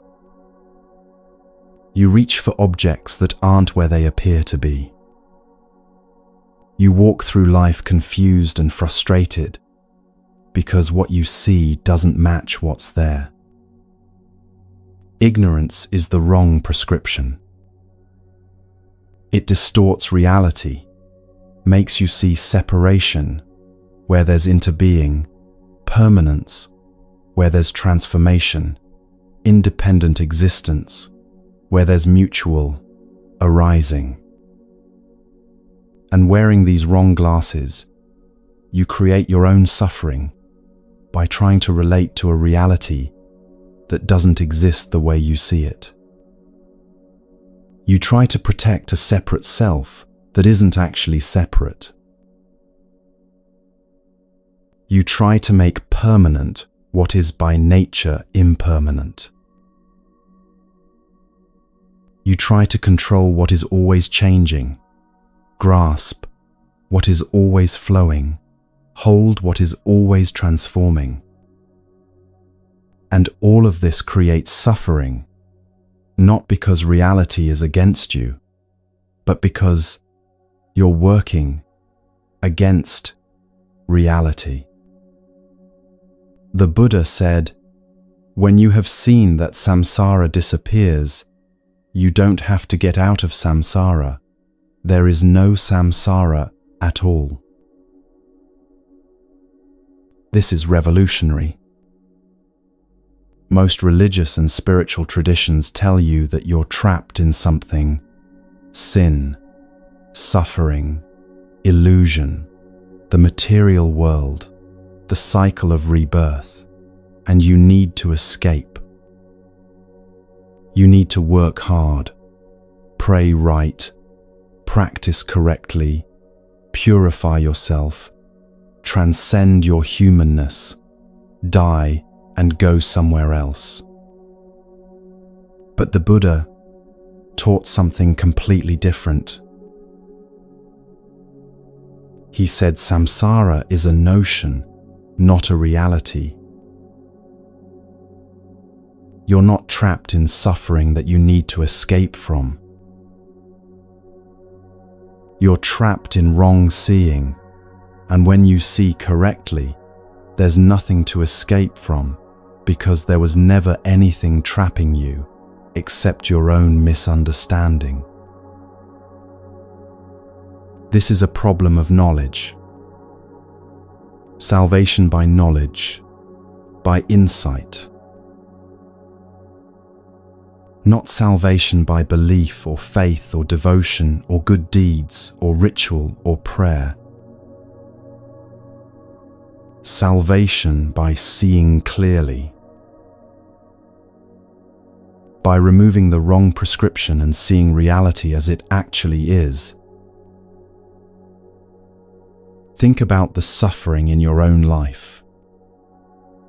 How much of it comes from circumstances, and how much comes from how you see circumstances? Someone speaks sharply to you. The actual event, sound waves, forming words, lasts a few seconds.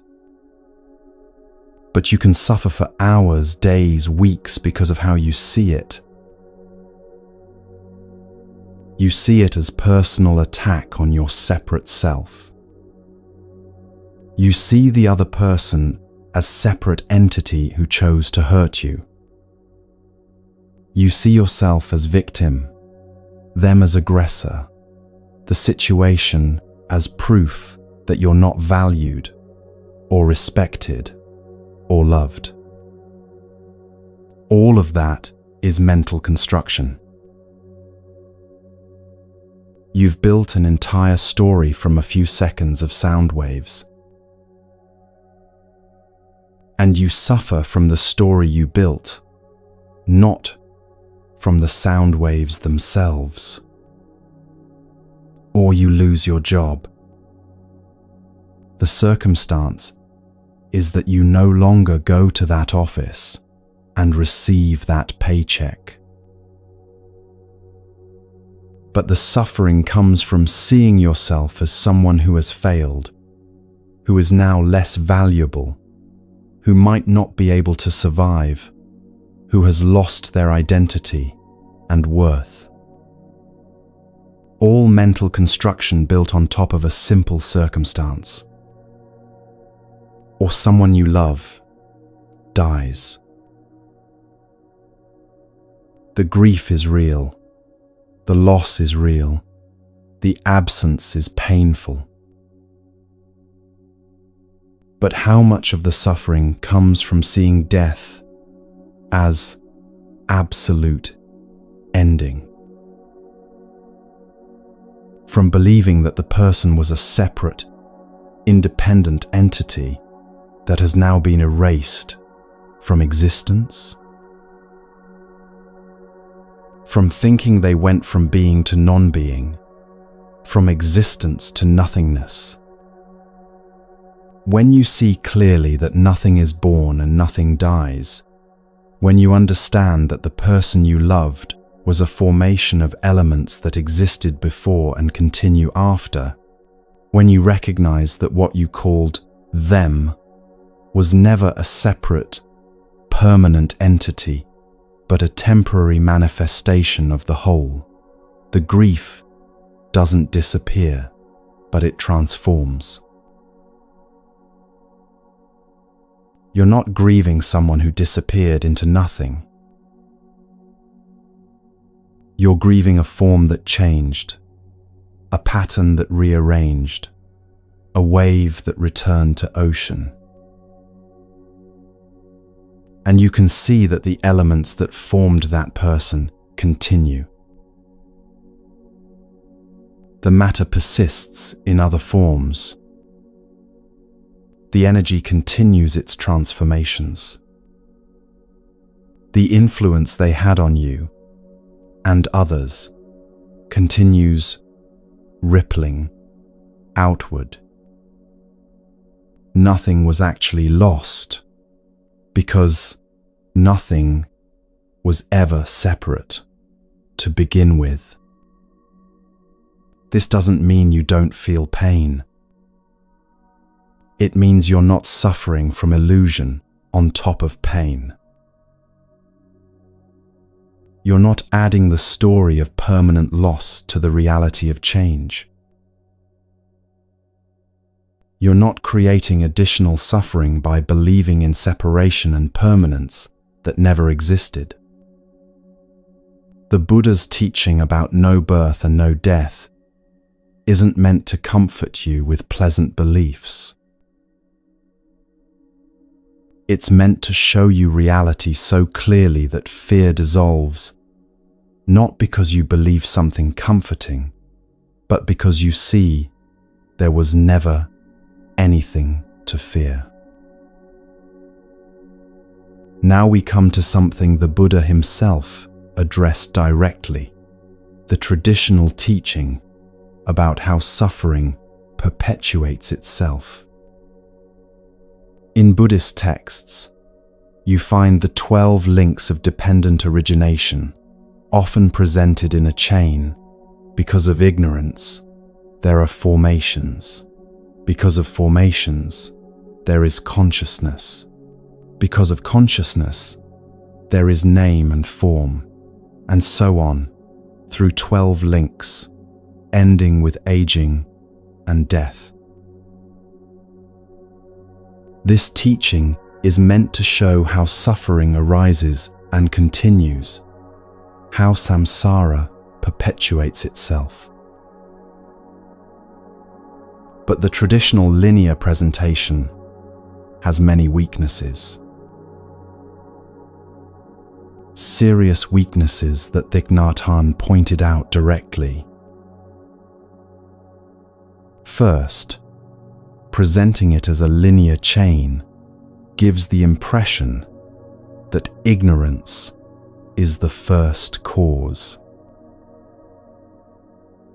That everything begins with ignorance, and if you could just eliminate that first cause, everything else would collapse. But according to Buddhist insight, there is no first cause. Think about this carefully. If there were a first cause, something that exists without being caused by anything else, then that first cause would itself need a cause. Why does it exist rather than not exist? What made it come into being? If you say it just exists without cause, you've violated the very principle you're using to explain everything else. This is why the notion of first cause is contradictory to itself. If everything needs a cause, then the first cause needs a cause. If not everything needs a cause, then why assume anything needs a cause? The whole concept falls apart under examination. The Buddha taught that every cause is at the same time an effect. The cloud causes rain, but the cloud is an effect of evaporation. Evaporation causes vapor to rise, but evaporation is an effect of sun's heat. Sun's heat causes evaporation, but sun's heat is an effect of nuclear fusion. Nuclear fusion causes heat, but fusion is an effect of gravity compressing hydrogen. On and on. Every cause is also an effect. Every beginning is also a continuation. Nothing starts from nothing. So ignorance isn't the first cause of suffering. Ignorance is itself caused by not being taught to see clearly, by being surrounded by others who see wrongly, by habits built over years, by neurological patterns that developed through evolution, by cultural conditioning, by language structures that reinforce separation and independence. The 12 links don't work in a linear chain. They work in a web, each one strengthening all the others. Ignorance creates formations that we see wrongly, and seeing formations wrongly strengthens ignorance. Wrong seeing creates craving, and craving strengthens wrong seeing because we become invested in what we crave and see reality through that filter. Craving creates grasping, and grasping strengthens craving because the more we grasp, the more we feel we need. Every link reinforces every other link, not in a line, but in a self-perpetuating system where everything holds everything else in place. This is actually how suffering works in experience. You don't follow a neat path from ignorance to suffering. You're caught in a web where every wrong view strengthens every other wrong view, where every bit of clinging reinforces every other bit of clinging, where the whole system holds itself in place through countless interconnections. And here's the revolutionary insight. You don't need to escape from this system because there is no system to escape from. The 12 links are a description of wrong seeing. They describe what happens when you see reality with ignorance. They describe the world as it appears through the wrong prescription. But they're not describing something real that you're trapped in. They're describing the illusion you're living inside. When you see clearly, the 12 links disappear. Not because you've broken the chain, or escaped from the wheel, or worked your way through the links one by one,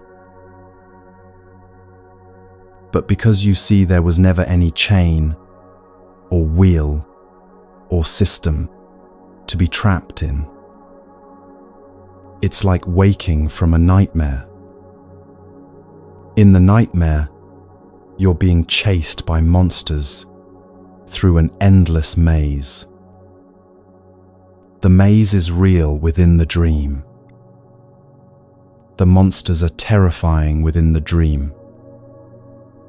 The feeling of being trapped is absolute within the dream.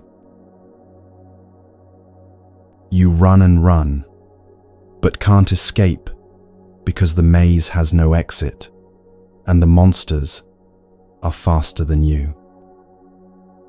But when you wake up, you don't escape from the maze, or defeat the monsters, or find the exit.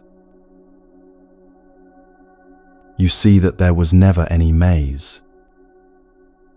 The monsters were never real. You were never trapped because the entire thing was mental construction, a dream your mind created. This is what the Buddha meant when he said that when you have seen samsara disappear, you don't have to get out of samsara. There is no samsara at all. Samsara is the word for the wheel of birth and death and suffering that you believe you're trapped in. The endless cycle of being born, suffering, dying, being reborn, suffering again, on and on without escape. But it's not real. It's a notion. It's how reality appears when you see it with ignorance, like how a nightmare appears real while you're dreaming. When you see clearly, when you see formations as formations, interbeing as interbeing, no birth and no death, no separate self, everything mutual arising, samsara vanishes. Not because you've escaped, but because you see It was never there, except as wrong seeing. You don't have to struggle to get out. You don't have to work through the 12 links one by one. You don't have to gradually eliminate ignorance, then formations, then consciousness. You just have to see clearly, and in seeing clearly, the whole illusion collapses instantly. This is why the Buddha emphasized right view above everything else. Not right behavior, not right meditation, not right concentration, though all of these matter and support each other. But right view first, because right view is seeing clearly, and seeing clearly dissolves the illusion that creates all suffering. This Christmas season, you have an opportunity to practice this seeing. When you light a candle, watch the flame.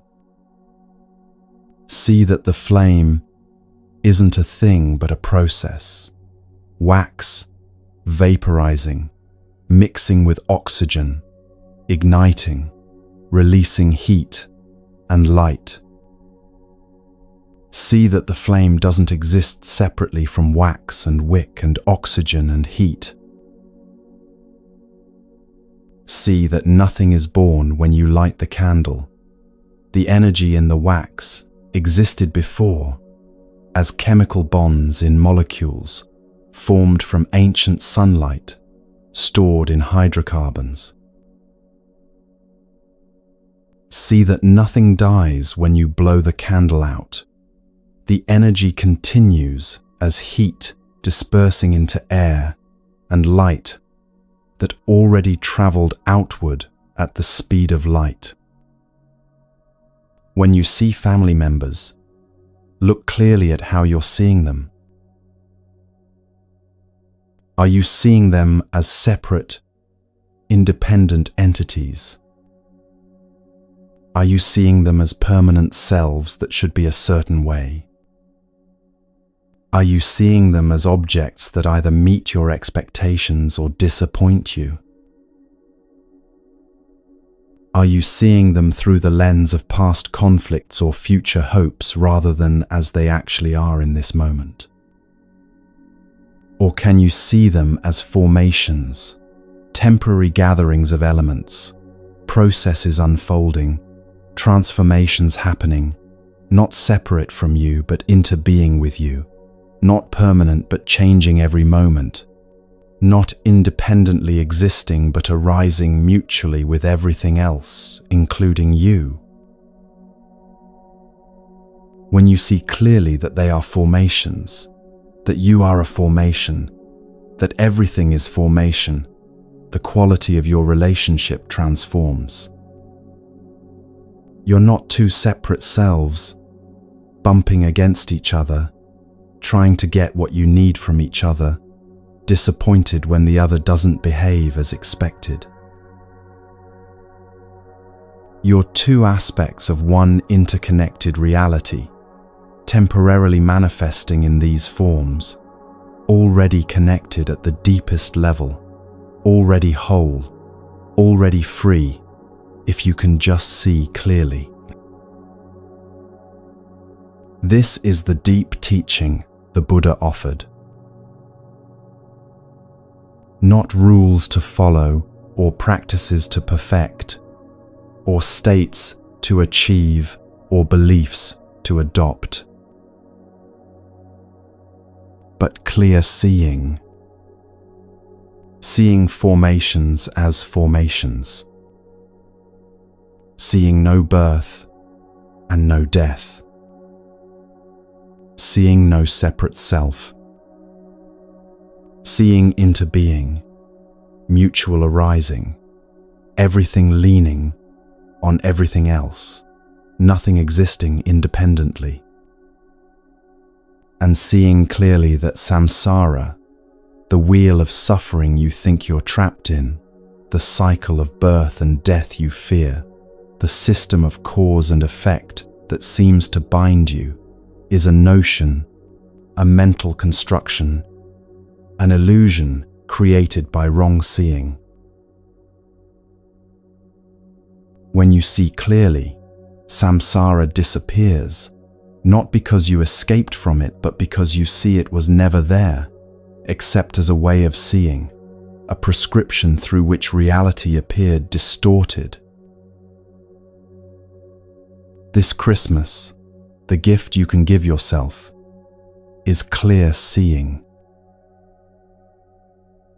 Not comfort or consolation or pleasant beliefs to make you feel better, but the freedom that comes from seeing reality as it actually is. You are like the cloud, never born from nothing, never dying into nothing. Always transformation, always continuation, always part of everything, never separate, never alone, never truly beginning, and never truly ending. This is not belief. This is not faith requiring you to accept what you can't see. This is observable reality confirmed by both ancient wisdom and modern science, verifiable in your own experience if you look clearly. The first law of thermodynamics and the Buddha's teaching say exactly the same thing.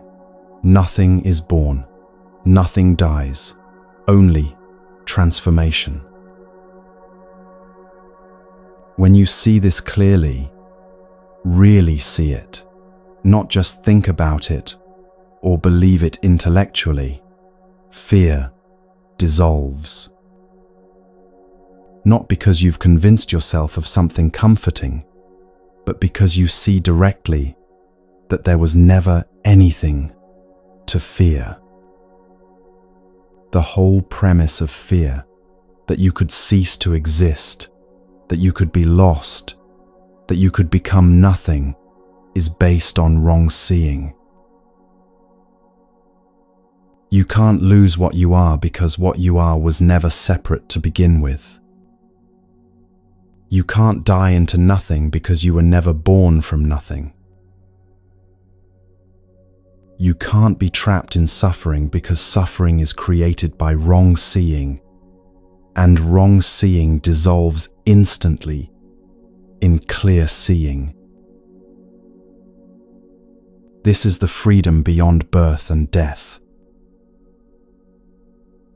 This is the peace beyond understanding. This is what Christmas really celebrates, not the birth of something from nothing, but the light of clear seeing, illuminating what always was, the awakening to reality as it is, the end of the nightmare of separation, and the beginning of seeing clearly.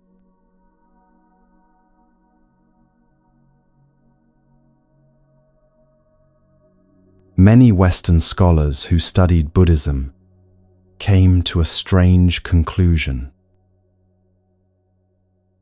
They read the ancient texts, learned about nirvana, studied the Buddha's teachings, and decided that nirvana is eternal death. According to their understanding, a Buddhist practitioner might experience some peace while still alive, maybe 20 or 30 years of calm before they die.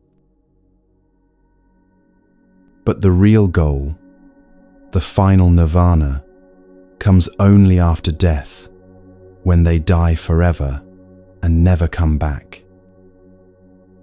No rebirth, no return, just absolute extinction. Nothing. Eternal death. This interpretation has caused tremendous confusion about what Buddhism actually teaches.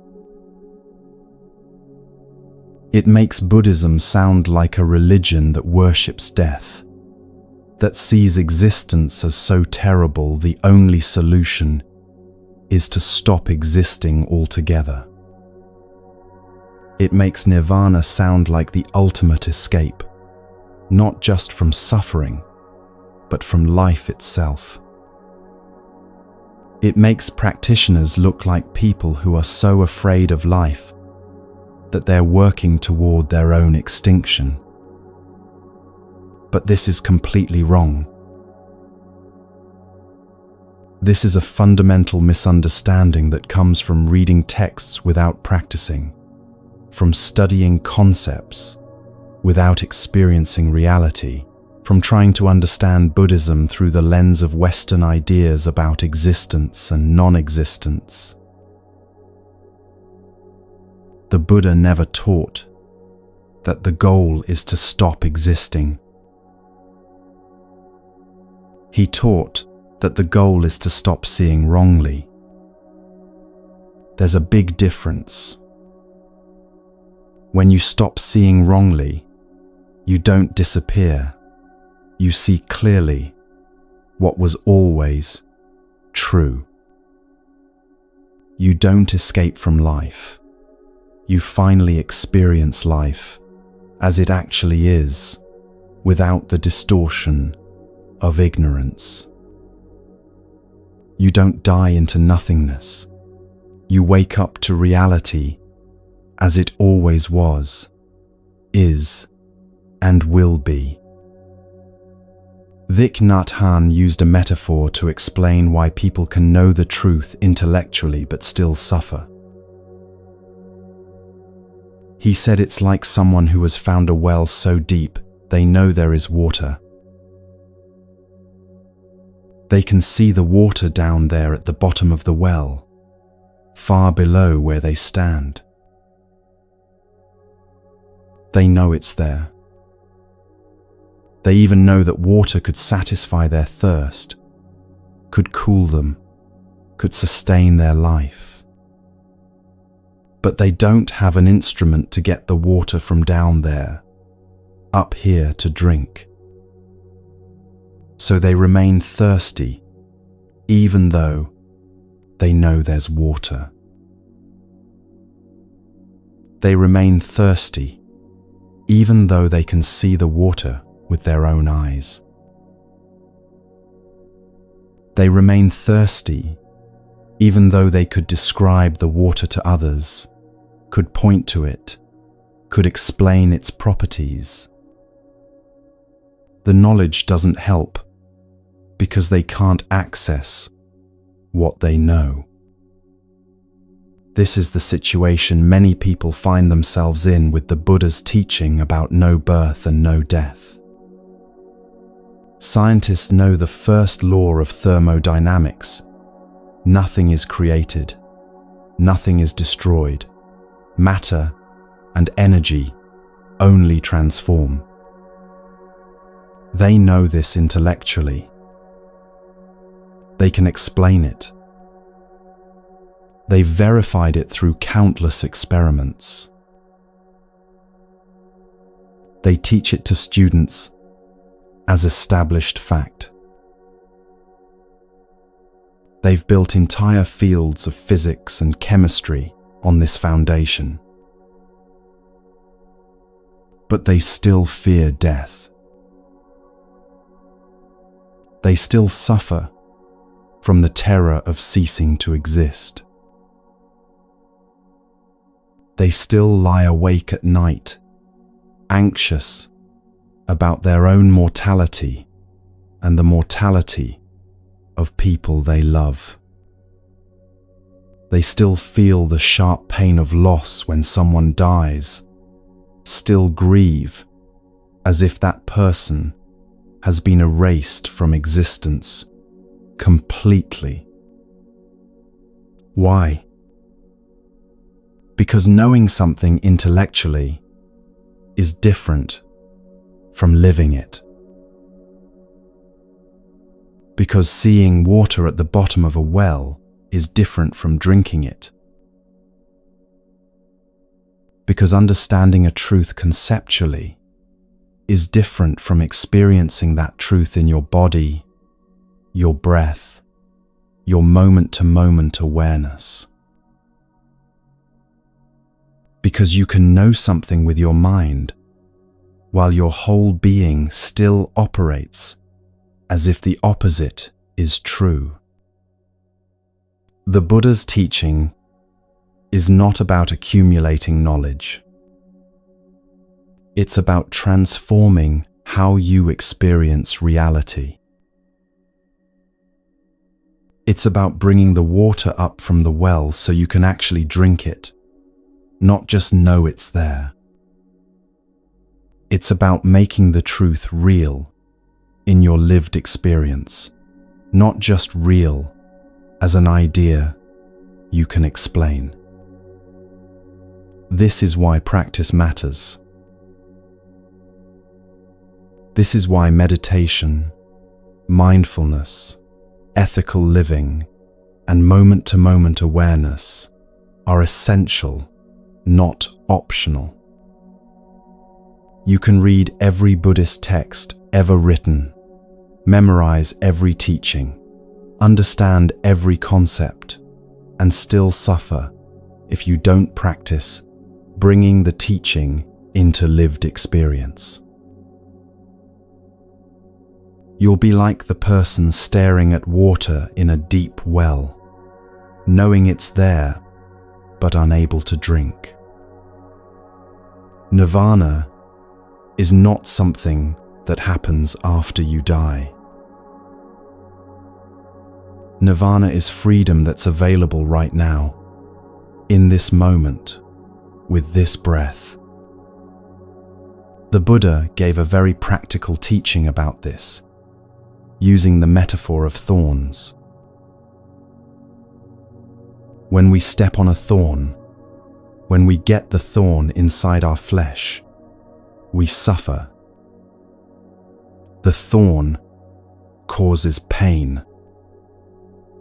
It's stuck in there, and every step hurts. Every movement reminds us it's there.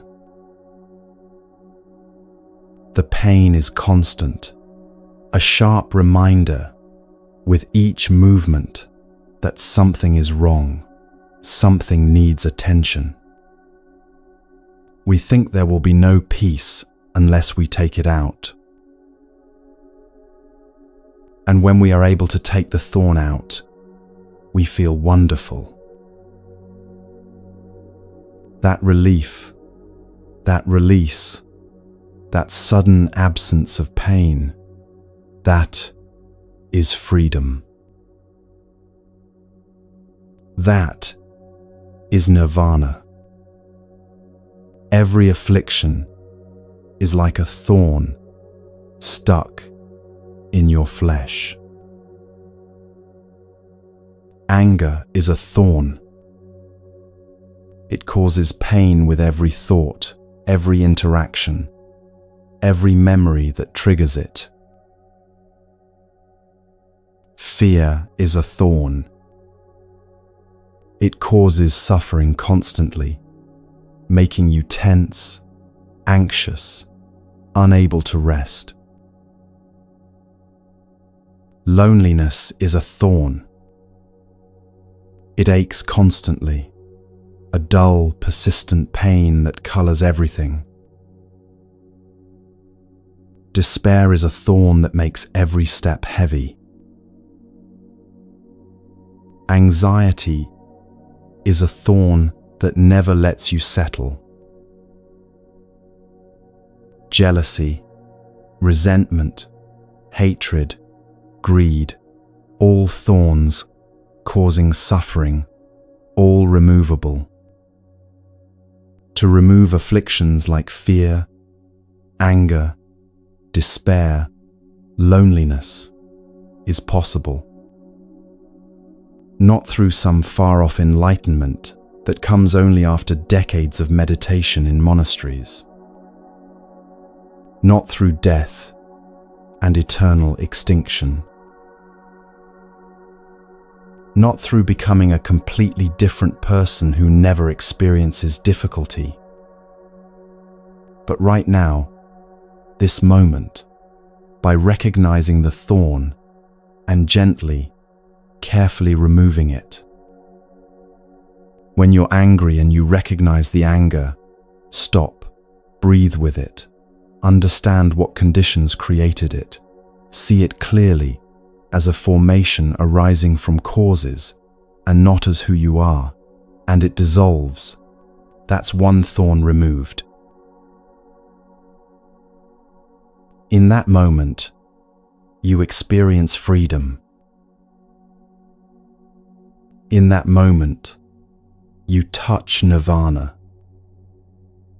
Not forever, not permanently, but really. Real freedom, real relief, real peace. When you're afraid and you turn toward the fear, instead of running from it, sit with it without being controlled by it. See it clearly as a mental formation arising from conditions and not as reality itself, and it loosens its grip on you, transforms from terror into just sensation and thought. That's one thorn removed. That's nirvana. Available now.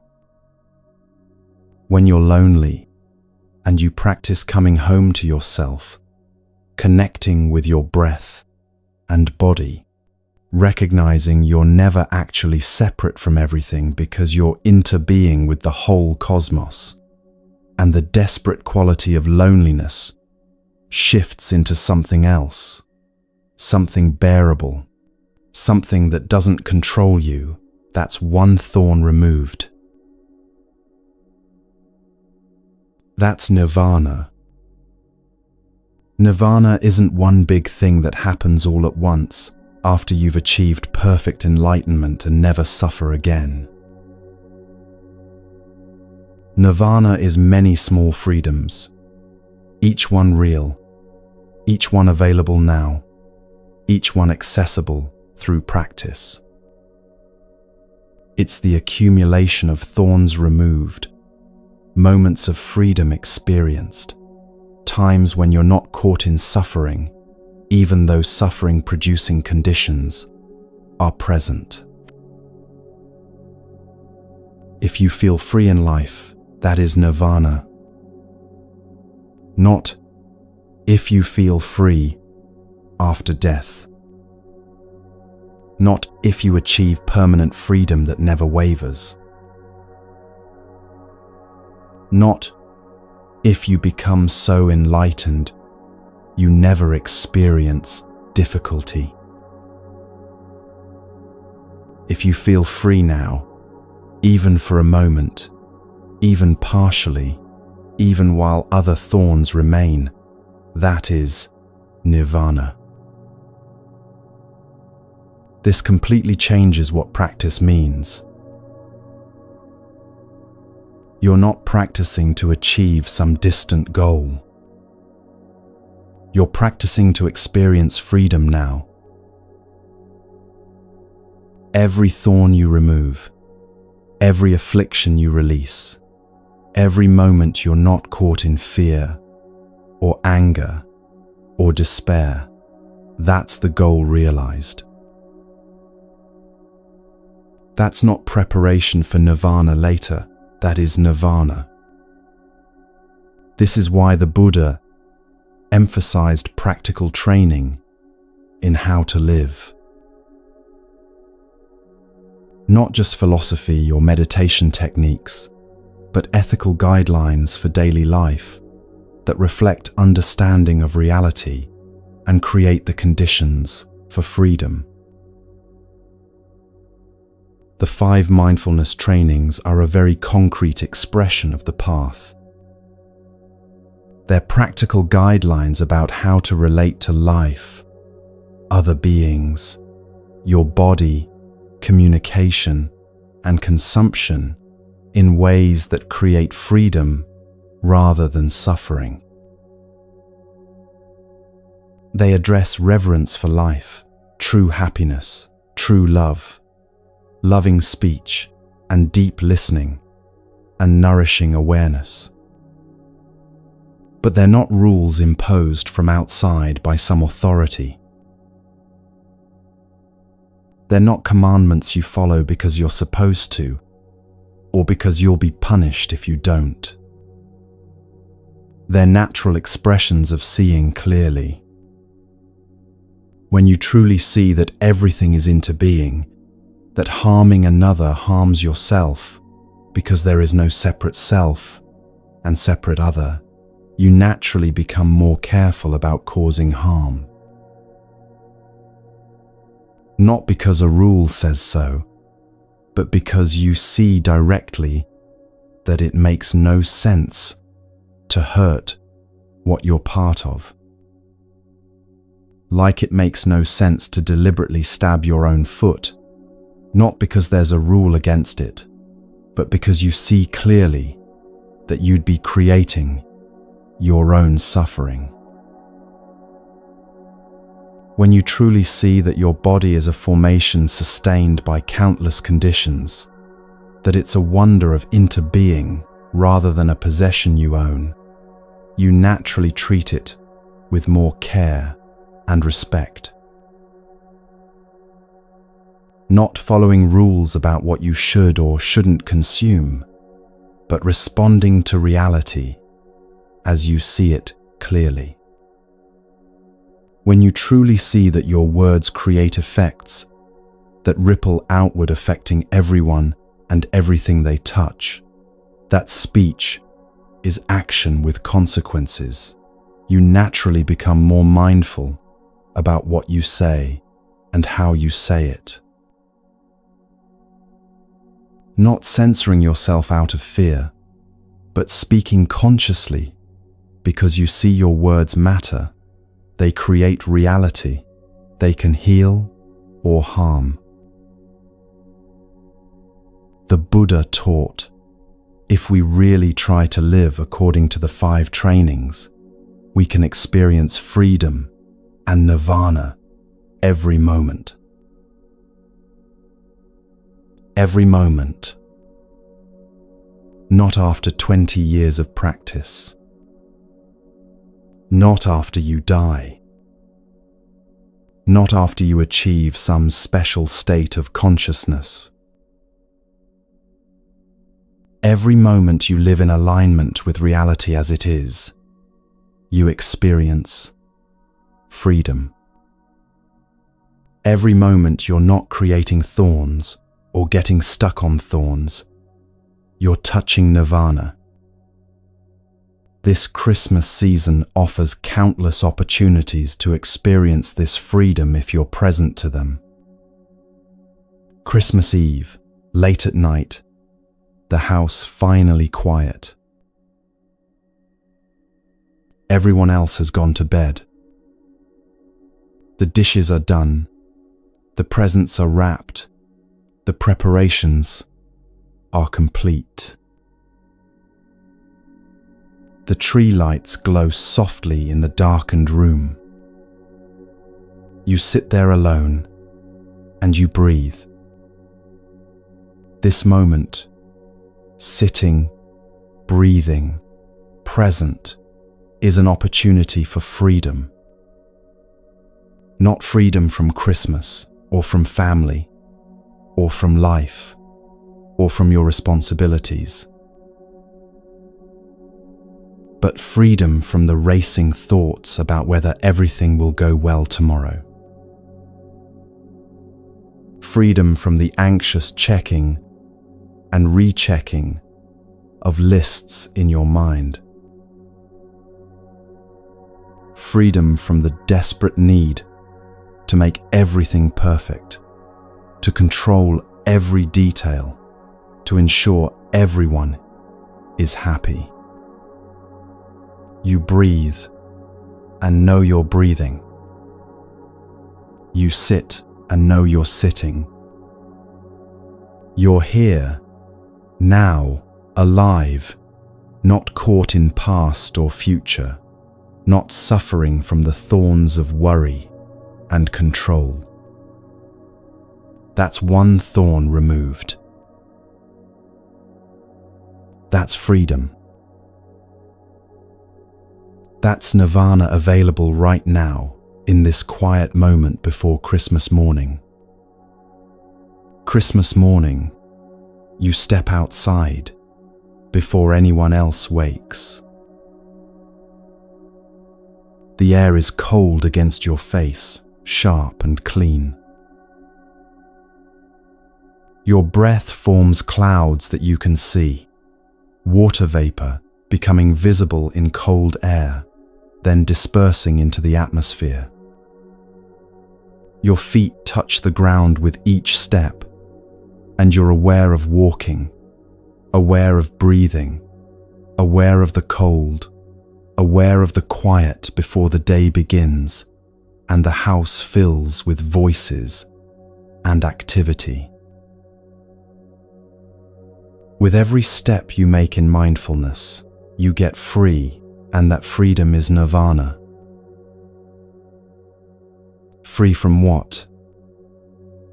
Free from the past, from old resentments about family dynamics, from memories of disappointing Christmases when expectations weren't met, from the weight of everything that happened before this moment, from grudges held and slights remembered.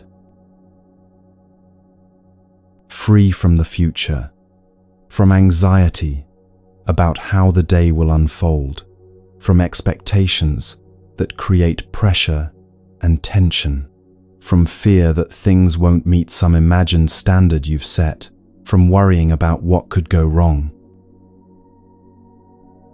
Free from your worries about money spent on gifts, about relationships that feel strained, about whether you're doing this whole thing right, about whether you're enough, whether you've done enough, whether it will be enough. This is nirvana, not some mystical state far removed from ordinary life where you float in bliss forever. But this, walking in cold air, breathing, present, not caught in past or future, not suffering from the thorns of regret and anxiety and self-doubt. The practice the Buddha taught isn't about achieving something extraordinary that only special people can experience. It's about being fully present to what's ordinary, what's already here, what's always available. It's about removing the thorns of affliction one by one, so you can experience life as it actually is, without the distortion of fear and grasping and aversion and delusion. You can practice this anywhere, anytime. Washing dishes after Christmas dinner, feeling the warm water on your hands, seeing the bubbles form and pop, being present to this simple act instead of lost in thoughts about something else, instead of rushing through it to get to something more important. That's practice.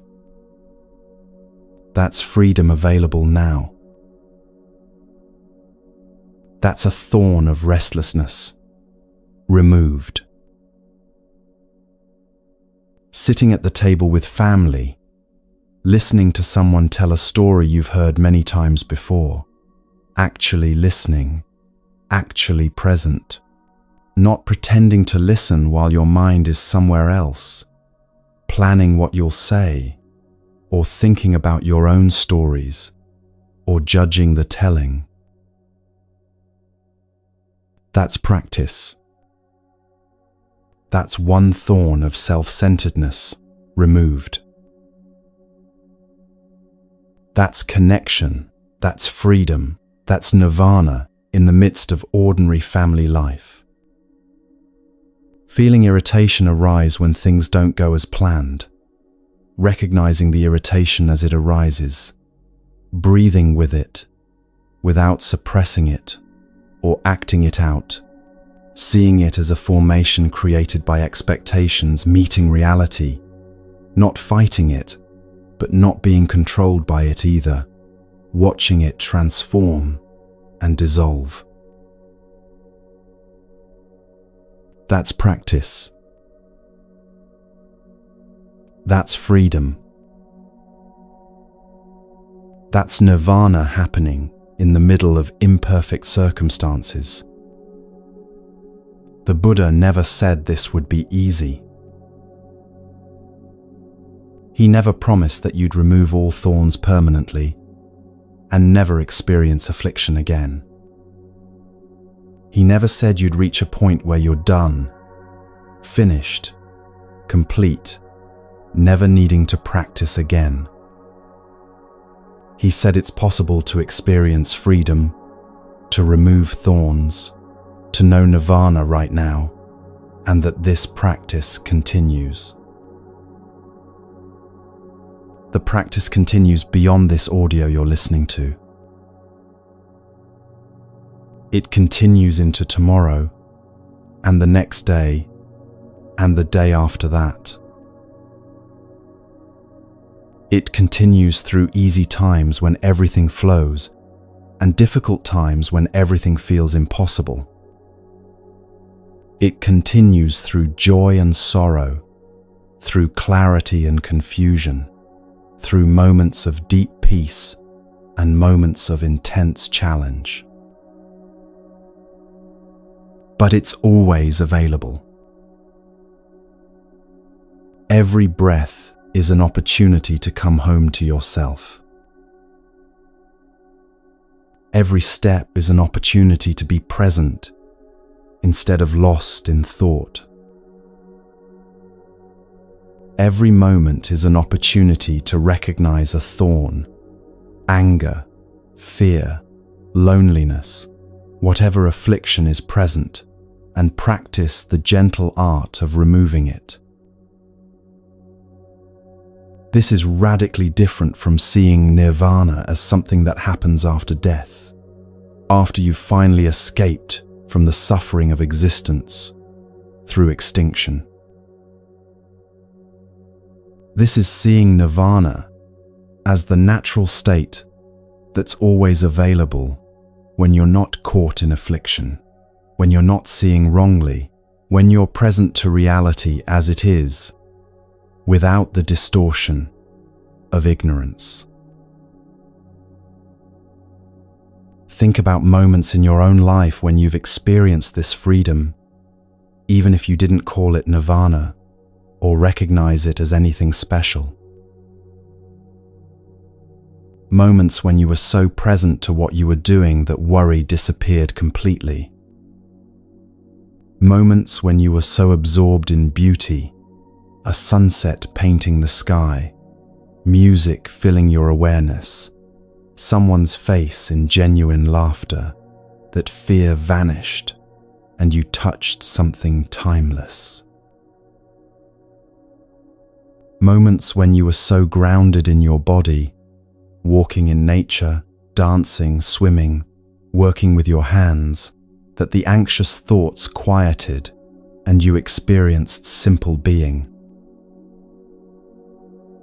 Those moments weren't accidents or lucky breaks or gifts from outside.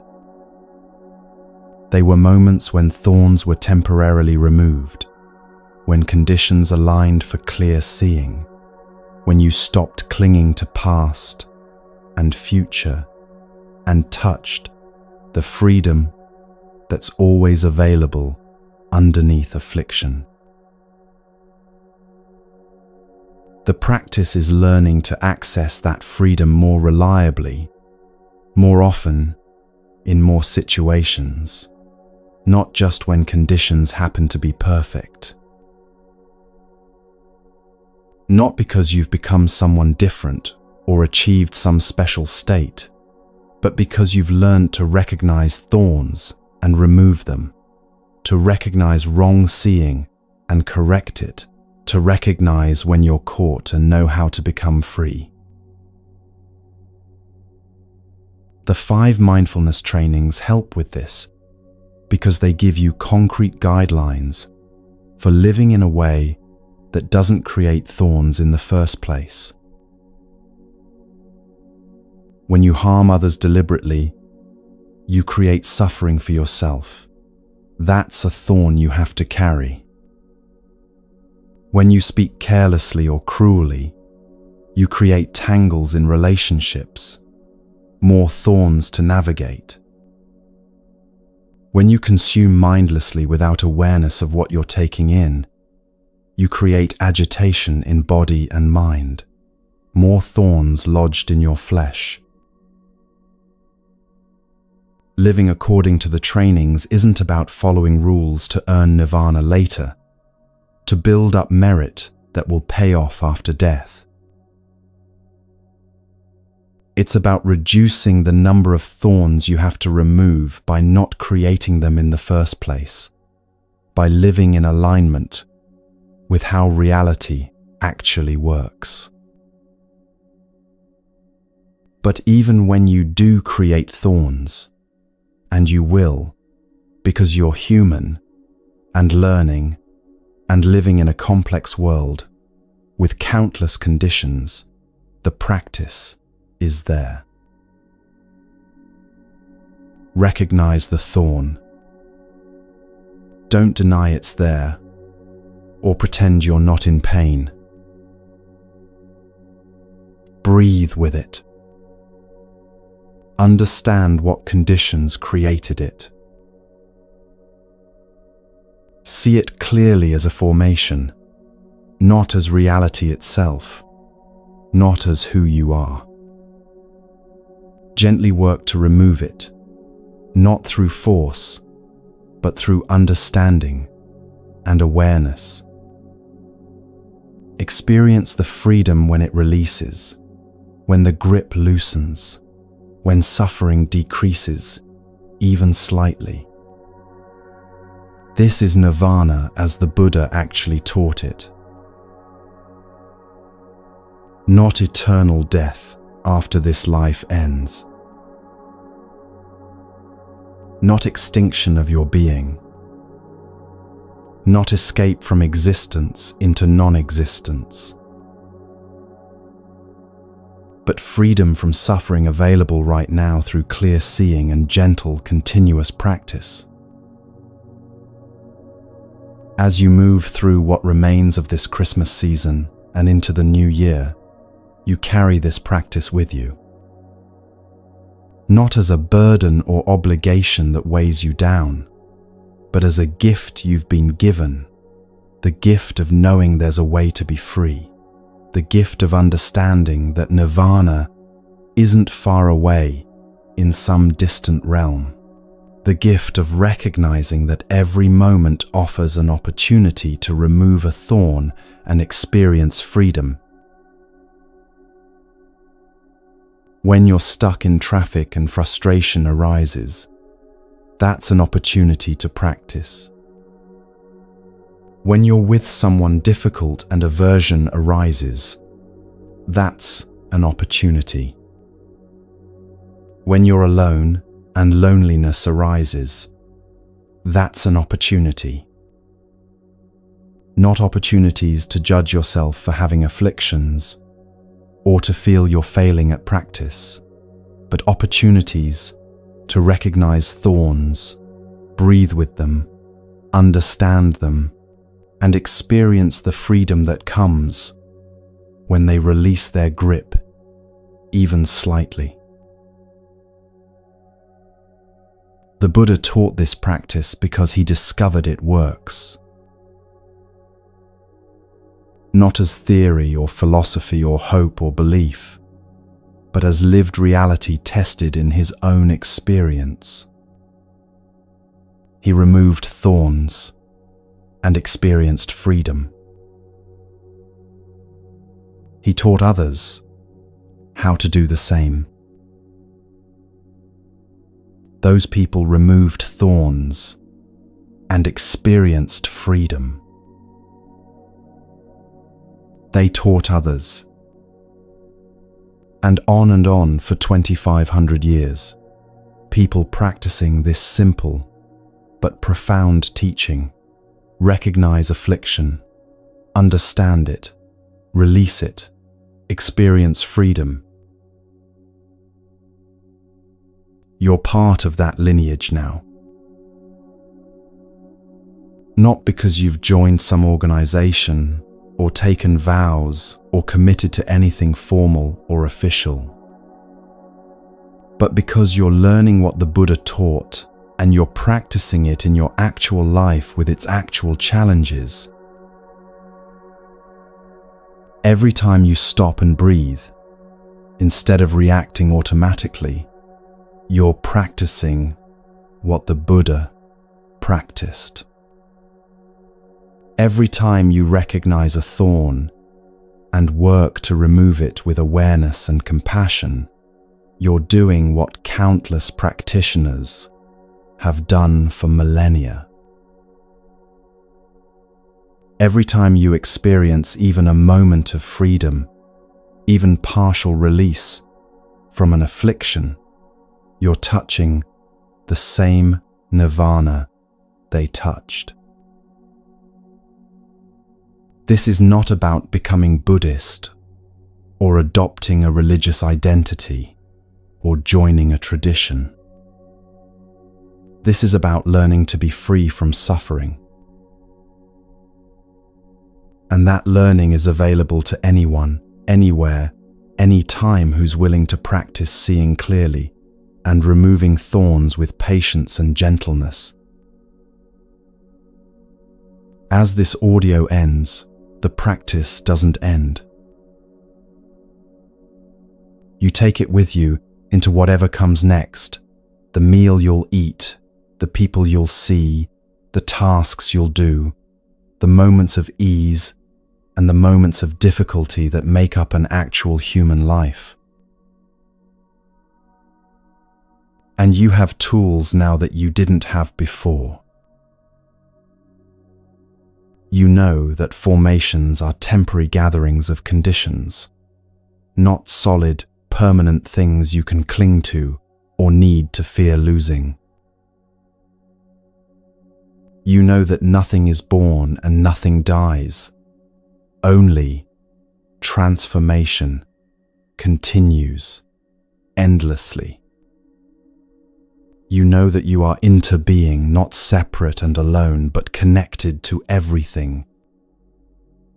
You know that samsara is a notion that disappears in clear seeing, not a trap you're caught in. You know that nirvana is available now, not after death, through the simple but profound practice of removing thorns one by one. This Christmas, this moment, this breath, this is where freedom is. Not in the past you can't change, or the future you can't control. Not in some other realm after you die. Not in circumstances finally becoming perfect, which they never will. Here now, in your actual life as it actually is, with all its imperfection and difficulty and beauty and ordinariness and messiness and grace. The Buddha's gift to you is this teaching. The gift you give yourself is practicing it, bringing it from concept into lived experience. The freedom you experience when you do, that's nirvana, available in every moment you're willing to be present, to see clearly, to recognize thorns, and gently remove them one at a time. Breathe. Feel your body breathing. Know you're alive right now. Be here now, not somewhere else in thought. This is enough.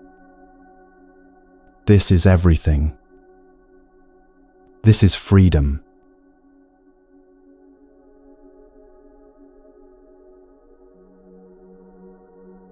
We've been together for 3 hours now, breathing, listening, exploring these teachings that have been passed down through centuries.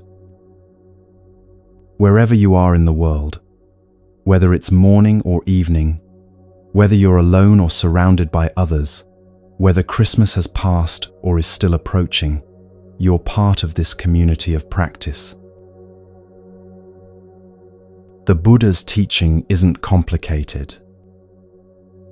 Freedom starts with refreshing how you see.